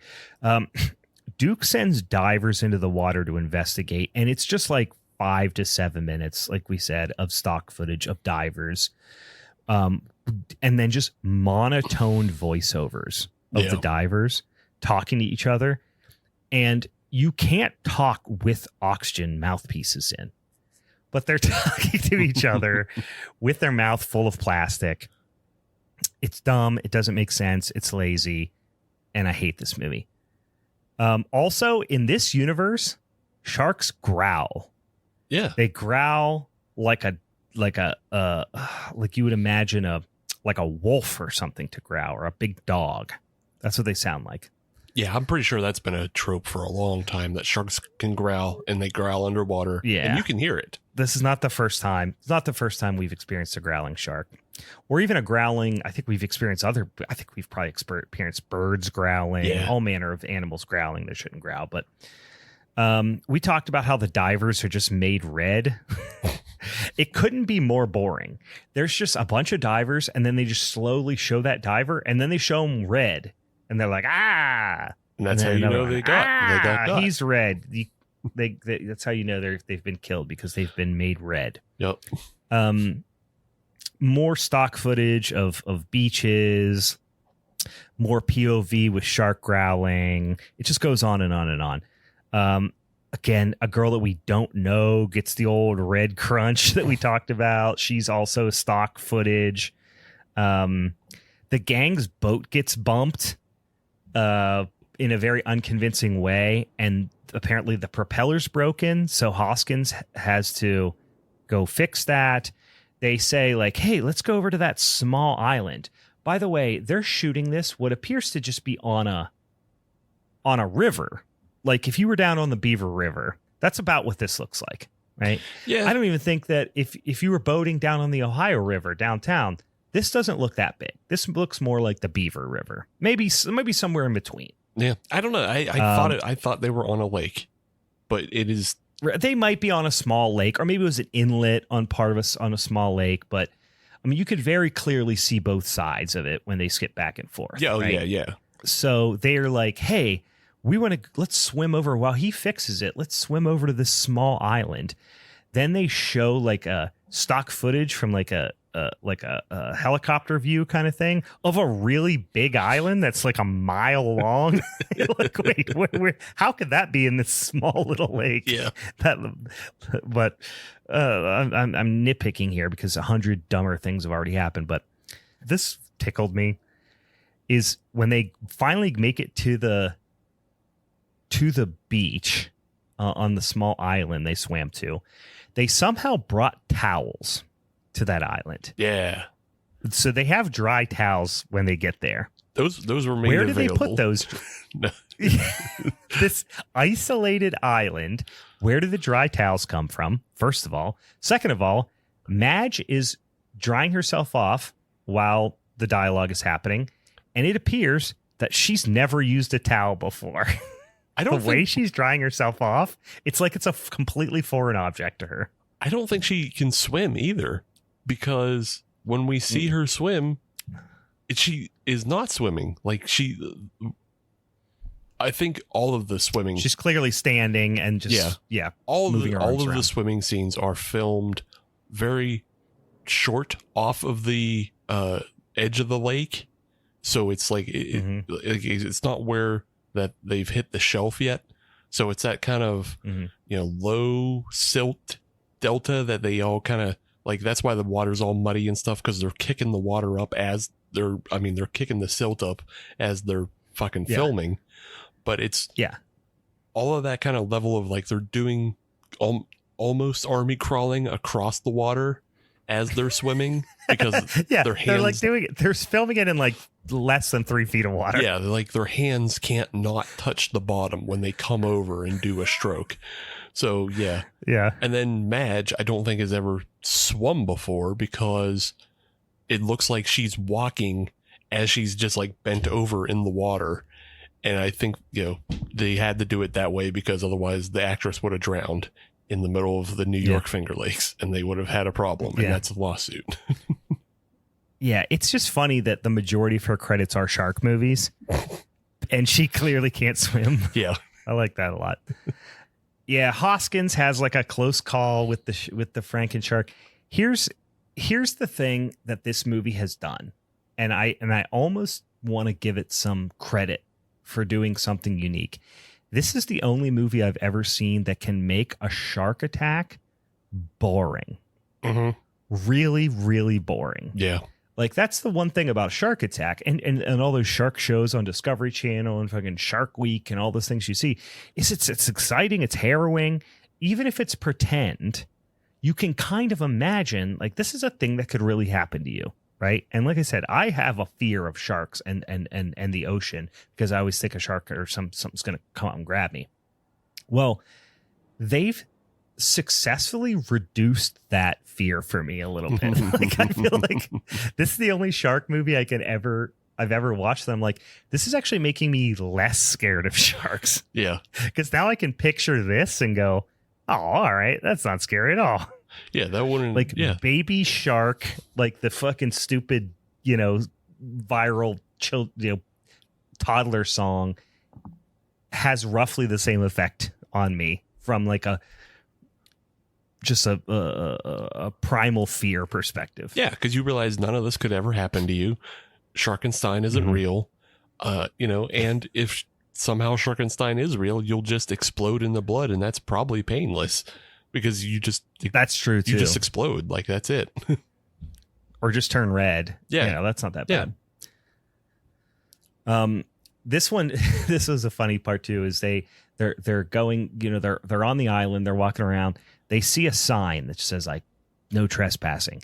It's clearly a brand new paper sign. And they're like, looks like it's been here for 60 years. Yeah. Like, why did you have to say that? It's clearly a brand new paper sign. Just don't say that. And it wasn't a joke. No. You know? It probably was. It either was somebody's actual no trespassing sign, or, you know, like they just bought it at Home Depot. Because like you could even see the UPC on the fucking sign. So like it was just bought for the, you know, like, yeah, I'll it's a weird way to schedule out your budget of like, well, I'm not going to pay for this, and this, but I will spend the $237 on a fucking no trespassing poster at Home Depot. Yeah. And not like a tube of fake blood or something. Yeah. They do this weird, they find this weird photoshopped like house on stilts along the island. And it was such a strange thing to take the time to like, I mean, it looks terrible, don't get me wrong. Yeah, it looks awful. But it was a strange thing to build. Like, you really couldn't find stock footage of the outside of that house. I mean, it's a made up house, you know, I don't know. They couldn't find stock footage of an appropriately scary house, but at the same time, I guess. I just don't know what the point of that was. Yeah. Because it looks really strangely imposed, obviously, on the background. It sticks out like a sore thumb. And it's like, when half the fucking movie is stock footage, you couldn't find stock footage of like, a fucking house on a beach, you know, or a house with an inlet or a dock or anything. And just they just literally maybe couldn't. Like, it is possible he just couldn't find it fast enough. Just couldn't find it. He's like, I'm not going to waste my time. I'm just going to make it real quick. It'll only take me 15 minutes. Yeah. I'm going to slap some shit together here. there is a funny moment where Doc gets like some sort of, I think he gets a radio call or something, and he hurries up and he's with two guys. One of them's like an old guy, and then one of them's like, and he just pushes both of them. Yeah. That was kind of funny. I don't know. He doesn't need to do that. I laughed at that though. He's like mad. He has to go save Hoskins. That's what it is. It's like, that's what, yeah. Hey, has Hoskins come back in? Or like, no, there's no log of Hoskins coming back. And he's like, God damn it. I got to go save Hoskins. He just pushes both the guys he's standing by. Yeah, these two guys are just like leaning on his Jeep, and he just fucking pushes them off. He's fucking pissed. They go into the house, and there is like some sort of iron gate below the house where I guess would be where you pull your boat into. I'm not really sure, but in the moment they're in the house and no one's there, and then they hear this iron gate open and shut, and the shark comes in, and the way they film it, the whole idea is this is Klaus's house, right? And Klaus is making, this is his laboratory and all that stuff. But the way they kind of set it up, it seemed like it was the shark's house, and the shark had just come home to his house and they were there. So it was like a three little bears type thing, but the shark came home to his house. Right. Shark's home. Yeah. Oh no, the shark's home. We shouldn't be trespassing in the shark's house. But yeah, so it's Klaus's hideout lab. We know this, but he explains that like they find the little pool, and like a shark jumps up, and they're like, what was that? And I think it's Madge. She's like, it looked like a grotesque combination of different sharks.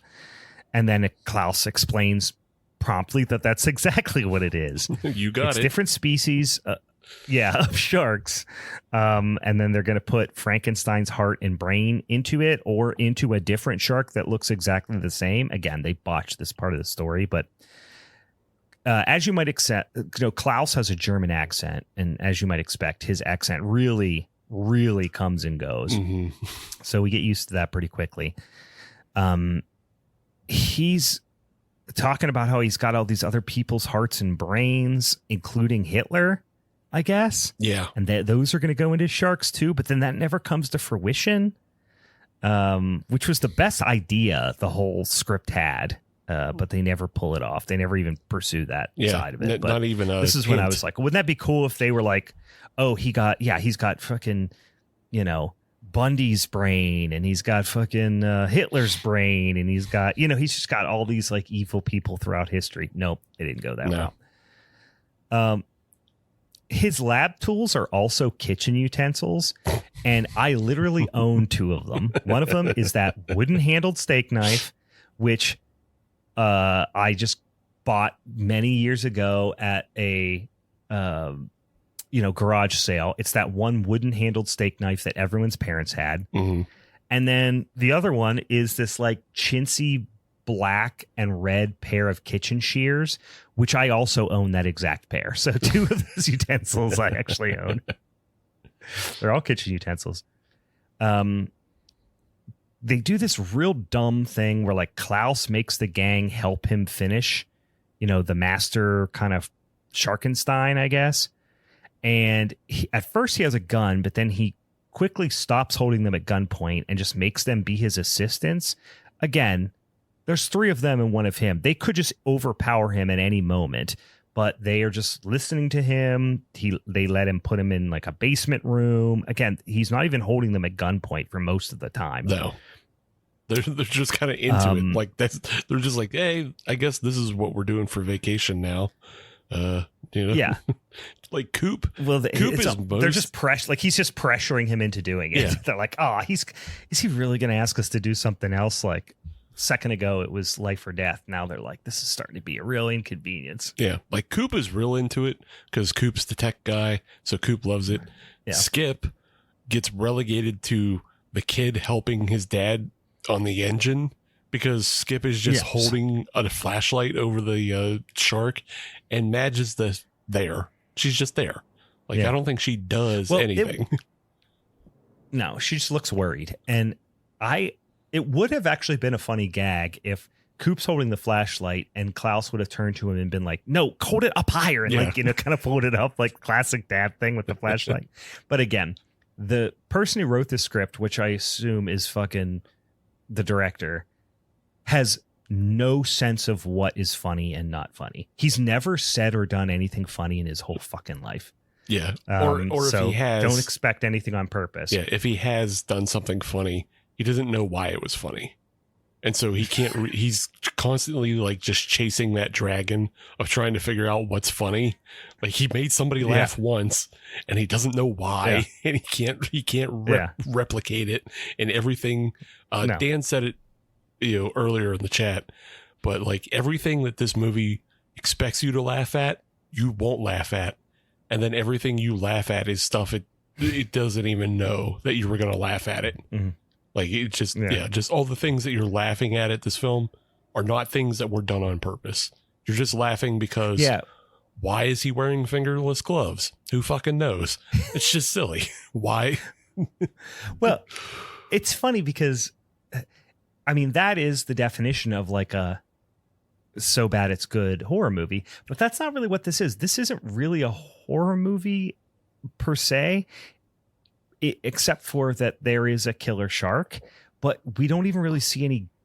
I mean, we see very little in the way of gore, and they're really trying to play it up more like a comedy, right? Certainly at most parts, and that's where it goes horribly wrong because when they're trying to be funny, like you said, it is painfully unfunny, but it doesn't go into the kind of cringe area enough to be so unfunny it's funny. It's just like a medium high level of unfunny. Yeah. And then there are some mistake moments that become slightly funny, but they're few and far between. And they're mostly just apathy driven. Yeah. Yeah. Like when I saw that it's the same exact boat that Duke and Hoskins are driving, I was like, yeah, of course it is. Yeah. Like it was a chuckle out of me. I'm just like how? Of course, how would they have another boat? Yeah, of course they don't have another boat. And then when I started thinking about how there is probably going to be a scene between Duke and Hoskins interacting between the two boats, I was like, oh, how are they going to film this? Because they don't even have a second boat to film the master boat to begin with. So how are they going to film something that would require 3 boats? Oh. This is gonna be. I'm riveted. I'm just riveted and trying to figure out how are they gonna skimp and work around on stuff. Yeah, they're just gonna do a zoom. They're just gonna do a real tight shot. Yeah, it's all close zooms of the same fucking boat. So Klaus instructs Sharkenstein to kill Haskins, but we've already seen that there's already a shark that looks the same as that shark that's out there that's already attempted to kill Haskins. But apparently that one didn't have the right brain and heart in it. But again, we don't know that or care because they still look the same. But then there's an explosion. What the fuck was the explosion? I completely missed it. The explosion is Hoskins' boat. That's supposed to be Haskins' boat. Yeah, Hoskins gets blown up by Sharkenstein. Like the first time he kind of attacks, he didn't kill him, but now that Sharkenstein is under the control of Klaus and has a thinking monster brain, now he really, blows him up, kills him. Okay. It doesn't appear to be what happened, but yes, it stands to reason that that's what they intended to be the case, but it doesn't seem like that's what the shark does. And it's just the ineptitude is outrageous. Then he comes back and Klaus like electrocutes him before then he and he pisses him off and then he eats Klaus, I guess. I don't fucking care. The shark then attacks the building and really unceremoniously kills Skip, which I did think was a little bit funny because main characters get eaten. Again, the monster gets shown, main characters get eaten with zero pomp and circumstance. Zero. There's not even like there kind of is, but it's so such an afterthought that there's never like, oh my God, Skip, not Skip, that guy who's a main character of the whole movie. It's just fucking Skip's dead. It is so awfully done the way they do it. Mm-hmm. So they're all in the house and the house gets knocked into the water. And then, we assume, okay, Skip gets eaten. They're all like kind of thrashing around in the water, sort of, from what the editing is showing. But then to show Skip actually dying, they cut back to earlier footage or just earlier unused footage of the actor swimming with his shirt off. And it has a red filter. So Skip goes from having his hat and 2 shirts on to just him in his bathing suit rolling around in the water and then with a red filter over it. And that's how you know Skip got eaten. It's just like, fuck this movie. I like that that like leads me to believe that the shark wanted to see him with no shirt on again one last time before he killed him. Let's pop this top off here. I like to believe that that's what happened. There is like a moment where there's some real the other movies with Duke and like what Duke's character is all about. I'm interested because they're definitely trying to make Duke like a, certainly this badass, but he's also like kind of hitting on Madge a little bit, but not really. Then it's like kind of a like more of a fatherly thing, but he does say at some point to Coop, like, hey, go get your girlfriend or whatever. He's like, she's not my girlfriend. And he's like, well, yeah, you'd never have a chick that hot or something like that. I'm like, wait, what? Yeah. It's creepy. And it gets way, way creepier than that. But we also then get the slowest chase scene in history. And they could have played this up in a fun, like, Austin Powers-y kind of way, but they're in the boat. The boat seems to be, if not completely stationary, moving walking speed. Yeah. And they're supposed to be being chased by the shark. And then there's this really funny scene that just struck me as a weird outtake of like fucking Trailer Park Boys or something, where they go,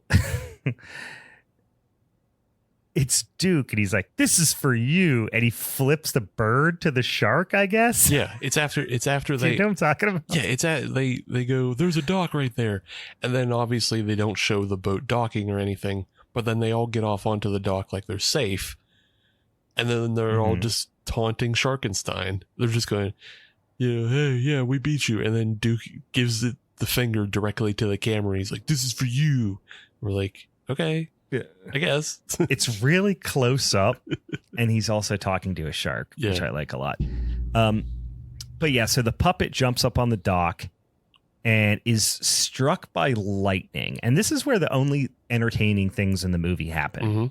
It's struck by lightning and it grows arms. And now I'm like, okay, now I'm paying attention for the first time in like 25 minutes. The shark has big muscly arms, no legs, but big muscly arms, which are slightly more useful on land than not having arms, but legs would be far more useful. And then like Duke has a torch, like an old school torch. So now I'm like, okay, now at least they're kind of like taking the piss out of like monster movies a little bit. Yeah, right. There he is. This is for you. This big gnarled fucking old finger. Also, his hair is more, it's almost red. Yeah. In that image.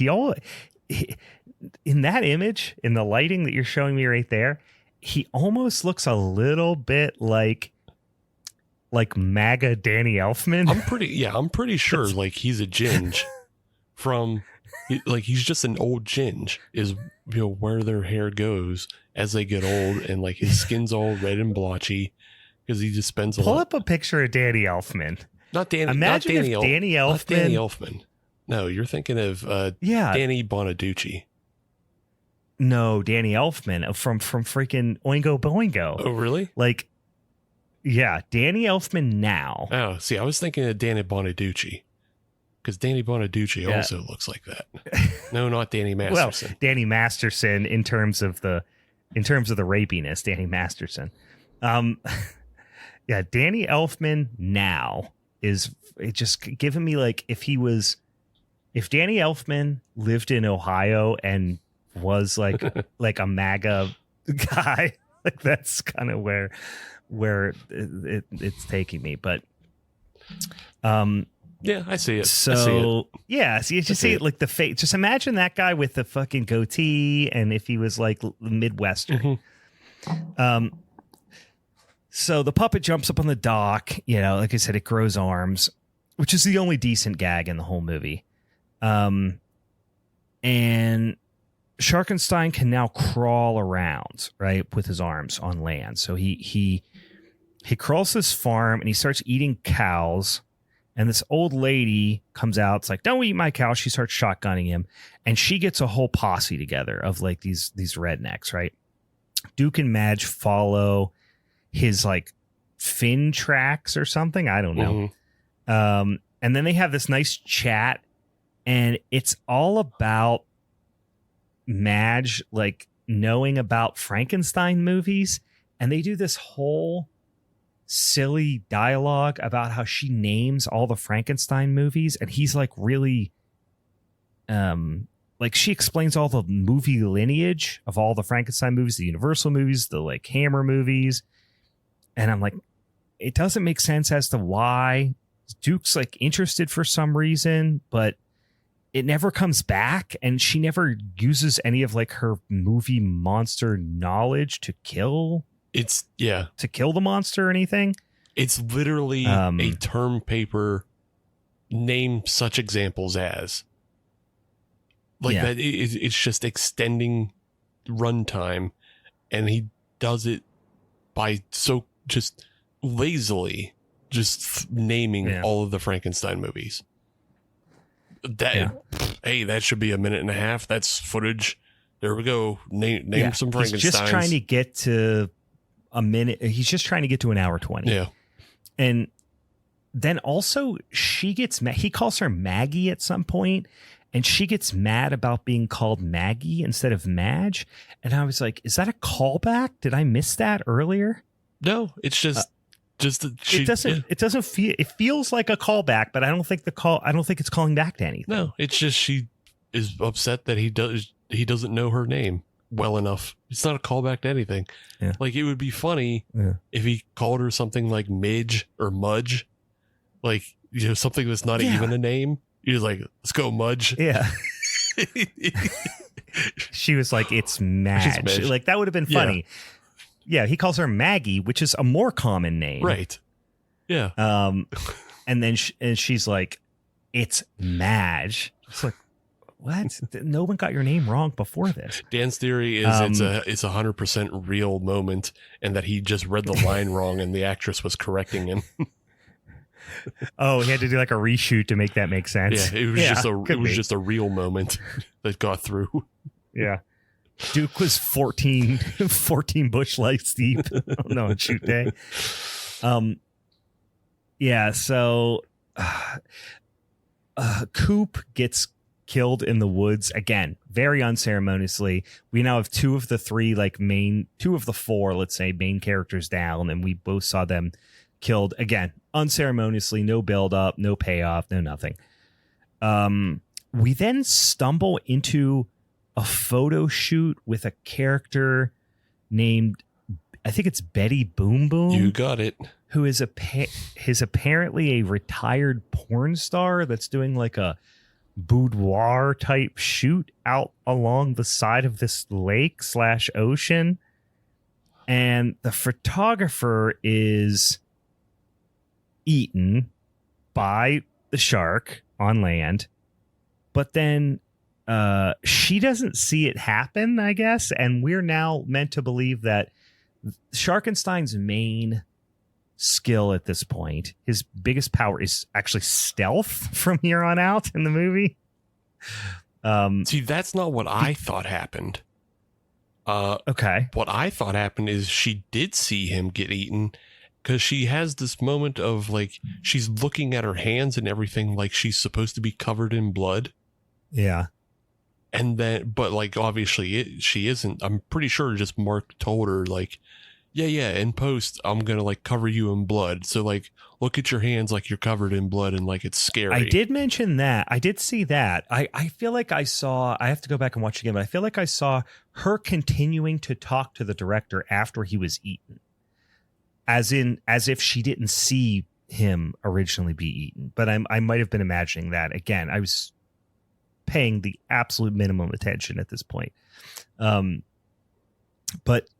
either way, this character, why she's there, who she is, what favor. Now I'm like, was this her boat? Is that why she's in the movie? Like, Is this her what favor was she owed that she's in this movie?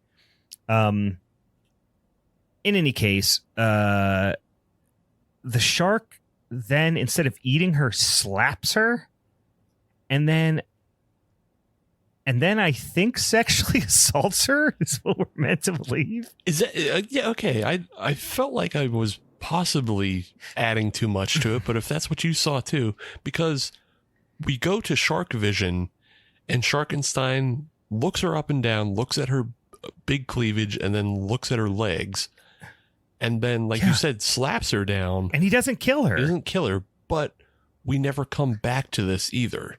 Like we never see this character again. So it's like maybe he ate her, but also it seemed like he was doing a sex thing. Yeah. I think that's what they were trying to insinuate, and perhaps the evidence was left on the cutting room floor. Perhaps, and I'm glad that it was. Yeah, but yeah, it does feel like the joke was that a shark raped her. I do think that was supposed to be the joke. Okay, yeah. I don't love that that's the joke, but I do believe that's the joke. No, there's a lot of that's the other way, like this film is just written by a dude who's like in his 50s or 60s. It's just like all the like misogynist takes are so dated, and it's so like unfunny. Like they do a bit about what's her face getting her period, Mudge.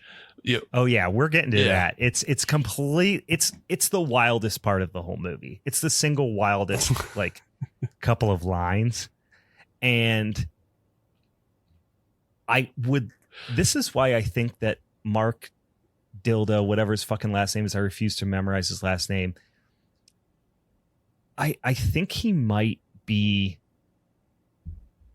His brain doesn't work regular. No, that's for sure. He doesn't have a regular brain. Yeah, because he thinks he's got the like sense of humor of like a 10-year-old. Mm-hmm. You know what I mean? Like he's developmentally stunted in some capacity.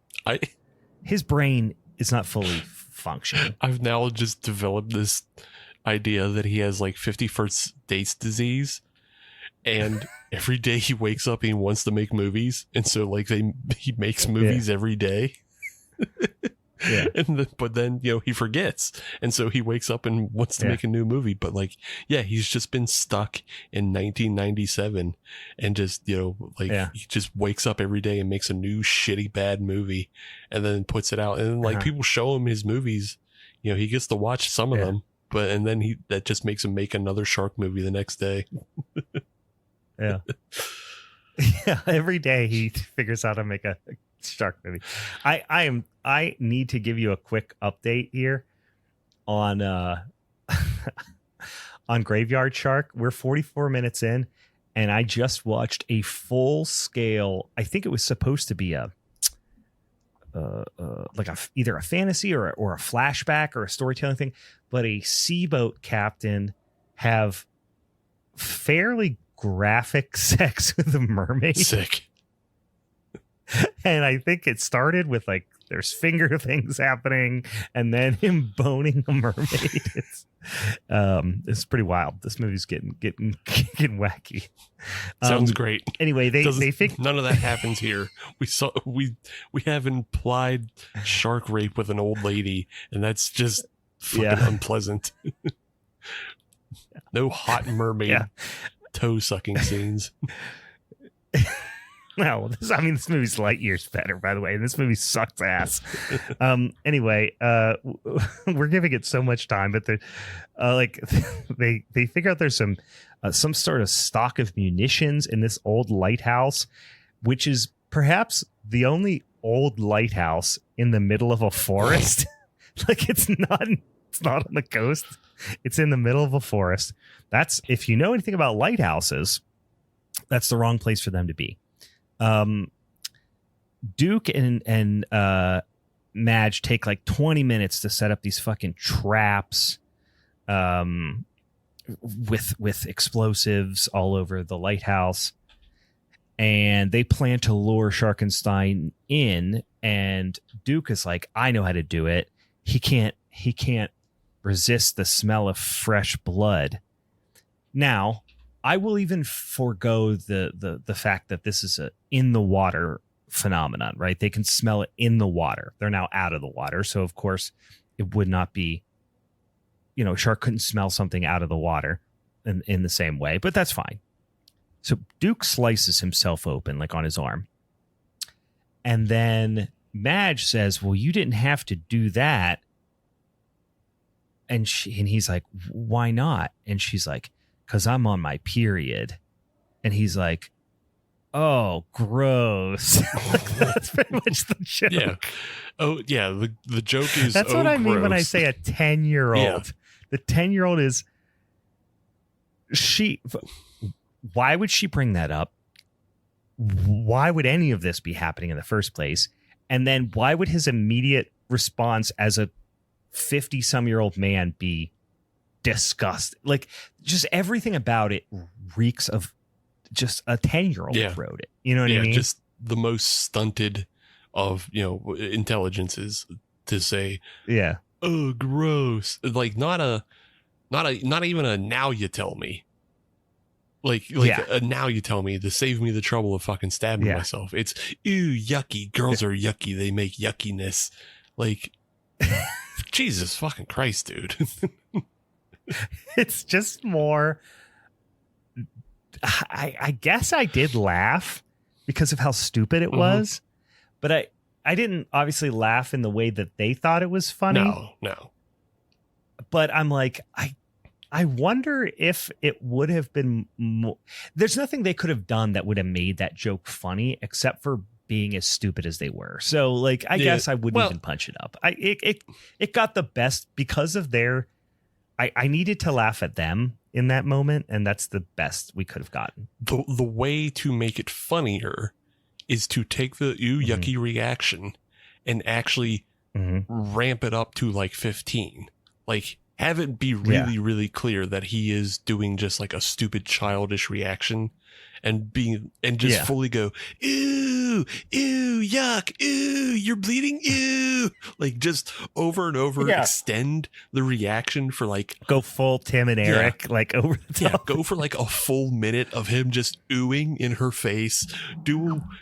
Oh, gross. You're fucking gross. Yeah, like fucking switch camera angles. Like, go to an extreme close-up of him pointing a finger in her face, like, ew, like, just doing that. Like, ew, I was in that lake. You were in that lake. Just like over the top. Yeah. Just like so unbelievably disgusted by menstruation. Yeah, that's how you make it funny. It was just like, take a stupid child's reaction and then make it super big and make it a focal point for no reason. Like, that's how you can make that funny, but just what they do is then you're asking the stupid child to ascend beyond his own stupidity, which he can't, obviously is incapable of doing.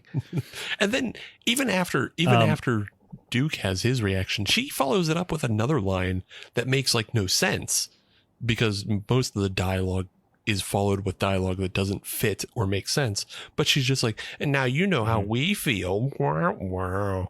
It's like, oh yeah. Yeah. She does say that, which, what the fuck does that mean? It doesn't even fit.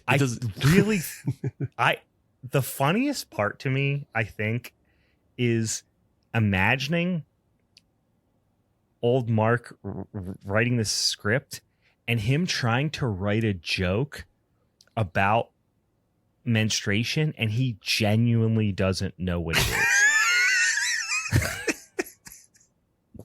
That, you know what I mean? That is the best. Which again, if he has 51st states disease and like is stuck at a point of life where he's 12, then maybe he doesn't know what menstruation is, but he's heard of it. So yeah, that's the funniest. The funniest scenario is for me is this all doesn't make sense because he genuinely doesn't know what menstruation is, what's happening. He's confused and scared by it. So the mob shows up, basically just when Sharkenstein does. And then Duke has got to risk his life to go in and set off the explosives. So Duke lures Sharkenstein into the lighthouse, which starts to collapse because Sharkenstein's, banging on off all the walls or whatever. I don't know. And then Duke and the shark, so they exist on the same screen, but it is like that fucking Microsoft Paint cutout type situation, unfortunately. So I don't want to give it any credit, but the mob starts to burn down the lighthouse with Duke, and the monster in there. And then Duke demands that they blow the place up, and he's prepared to like sacrifice himself. Although two things are happening. One, he's insisting that they start shooting at the building to, shoot the explosives to make them go off. Now, the place is already on fire, so I think that's going to probably make the explosives go off anyway, momentarily. And also, when they're showing Duke and the monster, they're cutting back to them, and they're outside. They're no longer inside. Yeah. But, of course, that's just because they're bad at making movies, and that's how it ended up getting edited together. But also, it's just, why did they need to shoot? It's already on fire. But they do shoot a bunch. And then the shooting doesn't actually set off the explosions either. It's the fire does. So the whole thing just doesn't add up at all. And then also it does. Then the explodes, and then they're like, "Well, it can never be destroyed." All of a sudden, Madge is like, "Well, it can never be destroyed." Sharkenstein, like Madge is insisting this as she just like walks off into the woods, and then she walks. I mean, this is the single laziest wrap up of a movie I think I've ever seen. After the explosion, there's not like a, "Oh no, Duke." She just goes, "Well, it's going to live again because it can never be exploded." And then she just walks onto a dock with piano music playing. And there's like a faint suggestion that she's sad, but we cannot be sure because of her face is not necessarily any different than it was the rest of the whole movie. And then she sits in a chair, like a cheap little Adirondack chair sitting on the dock, to reflect on her big day. She's sad, I guess. I don't know. And the shark appears, or a shark appears. And we assume that was the one from before, obviously, because it doesn't have arms. Yeah, I guess. Yeah. And it's much smaller. So maybe it's the first shark, but it looks pretty much like the second shark before it grew arms. I fucking guess. And then that's the end of the then that's the end of the movie. It is the fucking most rushed. It was literally like, we're running out of daylight. Let's just shoot something that we can make into an ending to the movie. Yeah. It's like, I guess. Yeah. I hated this movie.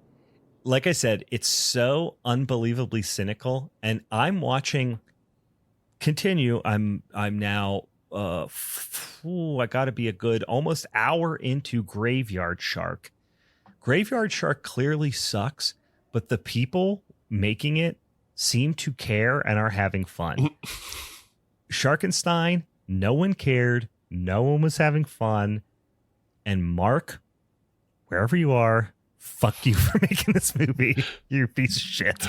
Fuck you and fuck you for everything that follows. Because I can't imagine by picking up his production schedule, the films get better and get less devoid of stock footage. They probably get more full of stock footage. And I bet they're full of AI by now. And they're full of fucking all kinds of other. Well, that's the thing. Junk. I guarantee there's a bunch of fucking AI stuff that are making their way into there now. I mean, at this, just whatever the laziest shit you can imagine. Yeah, I mean, I guarantee at this point he's using ChatGPT to write his scripts because there's no way ChatGPT can't do worse than this because this is just stupid and slapped together in a way that like lines don't make sense or connect to each other. It's so. That's what I'm saying. ChatGPT would 100% do a better job. 100% would be a dramatic improvement. I figured out where this movie was filmed. It was filmed Lake George, New York, not the Finger Lakes. Not the Finger Lakes. It's Lake George because I saw there's a building in the background of that final scene, and it says Morgan Marine, and I searched that, and it's Lake George. So there you go. That's where they're at. Lake George. Well. I am going to try my best to never watch another movie this fucking guy makes, unless, of course, it's a punishment movie where I have no choice. And Dan, all I'm saying is you got one coming, bud. You got one coming. If next time you pick a movie in the future, and if you do not win, better tighten that butthole, bud, because I'm bringing it. I'm bringing it. You're getting so much Eric Roberts up your pipe. Oh my God, I'm going to fill you to the brim with Eric Roberts. There's going to be so many puppies. All right. That was Sharkenstein from somehow 2016. Don't go watch it. Don't give this person any money. Don't search it on Tubi. Whatever mechanics of the Tubi search environment that result in this fucking guy getting enough money to buy a boat or have a friend who has a boat, don't give him any more. Shut him off. Yeah. Don't watch his movies. They're dog shit. I don't know if he owns that boat or if he just rented it for the day, but either way, he shouldn't have had that boat. I really don't want him to have anything that makes him happy. If you are on Tubi and you see a movie that has a shark involved in it, briefly, just double check, make sure Mark Polonia is not involved. Because if he is, avoid at all costs. I hated it so much. I'm taking personal offense to this movie, and I want to hurt his career. I want to do damage to his financial standing. I'm going to invent a crypto coin just to get him and Reese Frakes Waterfield and whatever. I'm just going to invent crypto coins to rug pull on all these shitty directors so they can't make new movies. Well, it's funny because so we both are in the the craft beer world and craft beer adjacent and all this, right? So we hit this critical mass a few years ago with craft breweries where there's so fucking many of them popping up all over the world, all over the United States. It was like we were having multiple breweries a day opening up in this country. We had, between breweries in existence and brewing and planning, we had over 10,000 breweries. It's too many fucking breweries. And a lot of them sucked shit. Yeah. Right. And I remember saying at the time, I can't wait till there's less breweries and craft beer isn't cool anymore. So we just have some good ones left and all the shit ones start to die off. Well, we're kind of in that space now, right? In the craft beer world where a lot of breweries are closing. Some ones are really great breweries that just couldn't keep the, couldn't keep the lights on because it became a very competitive environment. And that's a bummer. But we're getting to that place where a couple years from now, we'll hit the bare bottom of craft beer is just not at all cool anymore. And then we'll only be left with people who actually kind of give a fuck. Yeah. Right. And then we buy the dip and open up a craft brewery. Yeah. Yeah. But like right now, I mean, you could buy used brewery equipment for fucking pennies on the dollar, right? Yeah. Because of where they're at. Horror movies are at an all-time hugely popular right now, which I love. And I love that we get to see so many horror movies in the theater and all that stuff. It's all great. But there's also so much dog shit like this out there. And to Mark's defense, I guess he has been doing this since like the 80s. But holy shit, part of me is just like, I can't wait till stuff like this is not profitable at all so that these people can go away forever. Yeah. Yeah. Like it's always such a fucking annoyance that you just don't even try to improve. Yeah. Like there's no attempt to be a better filmmaker. It's always just, well, I'm going to churn out the same shit I've been churning out for, X amount of years. It's like, why don't you ever just want to get better? Why don't you want to try different things? Like, why don't you want to try to film differently or make a different, more interesting concept, or even tell like a personal story? What do you get out of this by making the same? It's the same fucking movie over and over again. Essentially, maybe the characters' names change and maybe the jokes change and the monster changes.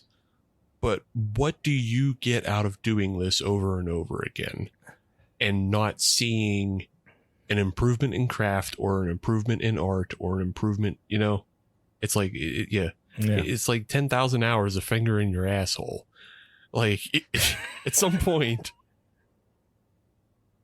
you got to do something different. I don't know, man. 10,000 hours of fingering your asshole. You'd think you get at least really good at fingering your asshole, but somehow he hasn't. It's like if a machine does something for 10,000 hours, they don't get any better at it. They just wear out. Yeah, it just wears out and you have to replace the parts. The cogs just wear out. The machine will never do anything different other than fuck your butt with that dildo. Oh my God. Do you think he's not even real? Do you think he's a machine? He might be. Do you think he's the singularity? AI somehow because it's actually more far-fetched to me to think that somebody could do this for so long and still be so bad at it. Well, again, that's what 51st Dates disease does, is like it resets him. So he never has the building upon. Yeah. He never has the building upon past experience because he doesn't have past experience. He only has 51st Dates disease. You might be right on this. And I do like that you're referring to as 51st Dates disease. Yeah. All right.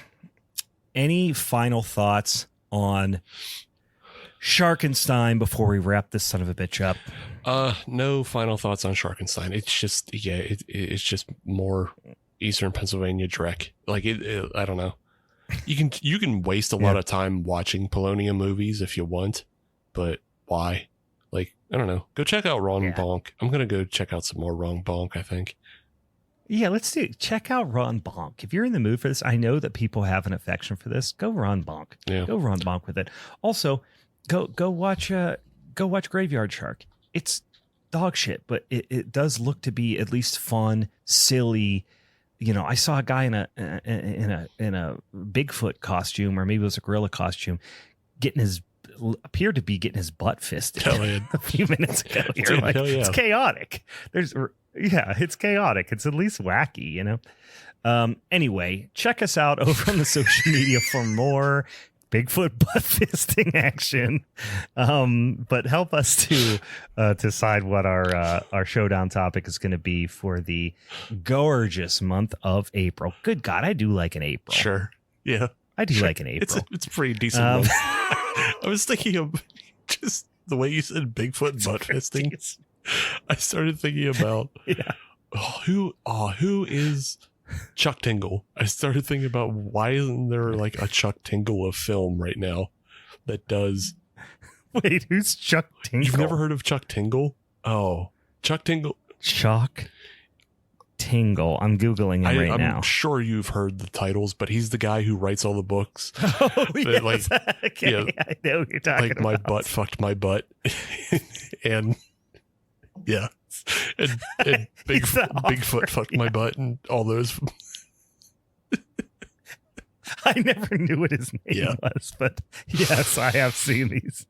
That's what the world needs next is the Chuck Tingle of filmmaking to make films like Bigfoot fisted my butt and Bigfoot fisted my butt versus zombies. This one is a good one. Trans Wizard Harriet Porber and the Bad Boy Parasauropophilus, an adult romance novel. Yeah, I've seen this before. I never knew what his name was, but there's so many funny topics. Not pounded by anything, 6 platonic tales of non-sexual encounters. That's one of them. And it's just like exactly what you're expecting. It's like a shirtless dude on the front. Yeah. The founder of the opera. Chuck Tingle is not what I was imagining. I'm going to go right now, and because Kate is into her and her friends are into all these these spicy romance novels, now that's like it's hot in the streets with the middle-aged ladies. And she would be very upset if she knew I called her a middle-aged lady, by the way.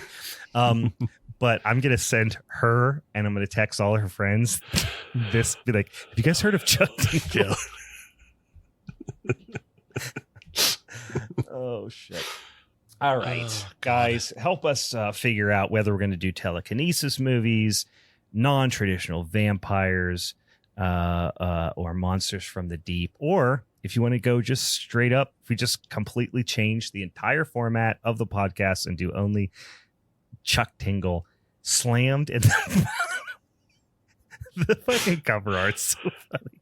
Slammed in the butt by the handsome, sentient manifestation of Election Day by Chuck Tingle. This one I love though. Happy birthday, Dracula! Now pound my butt.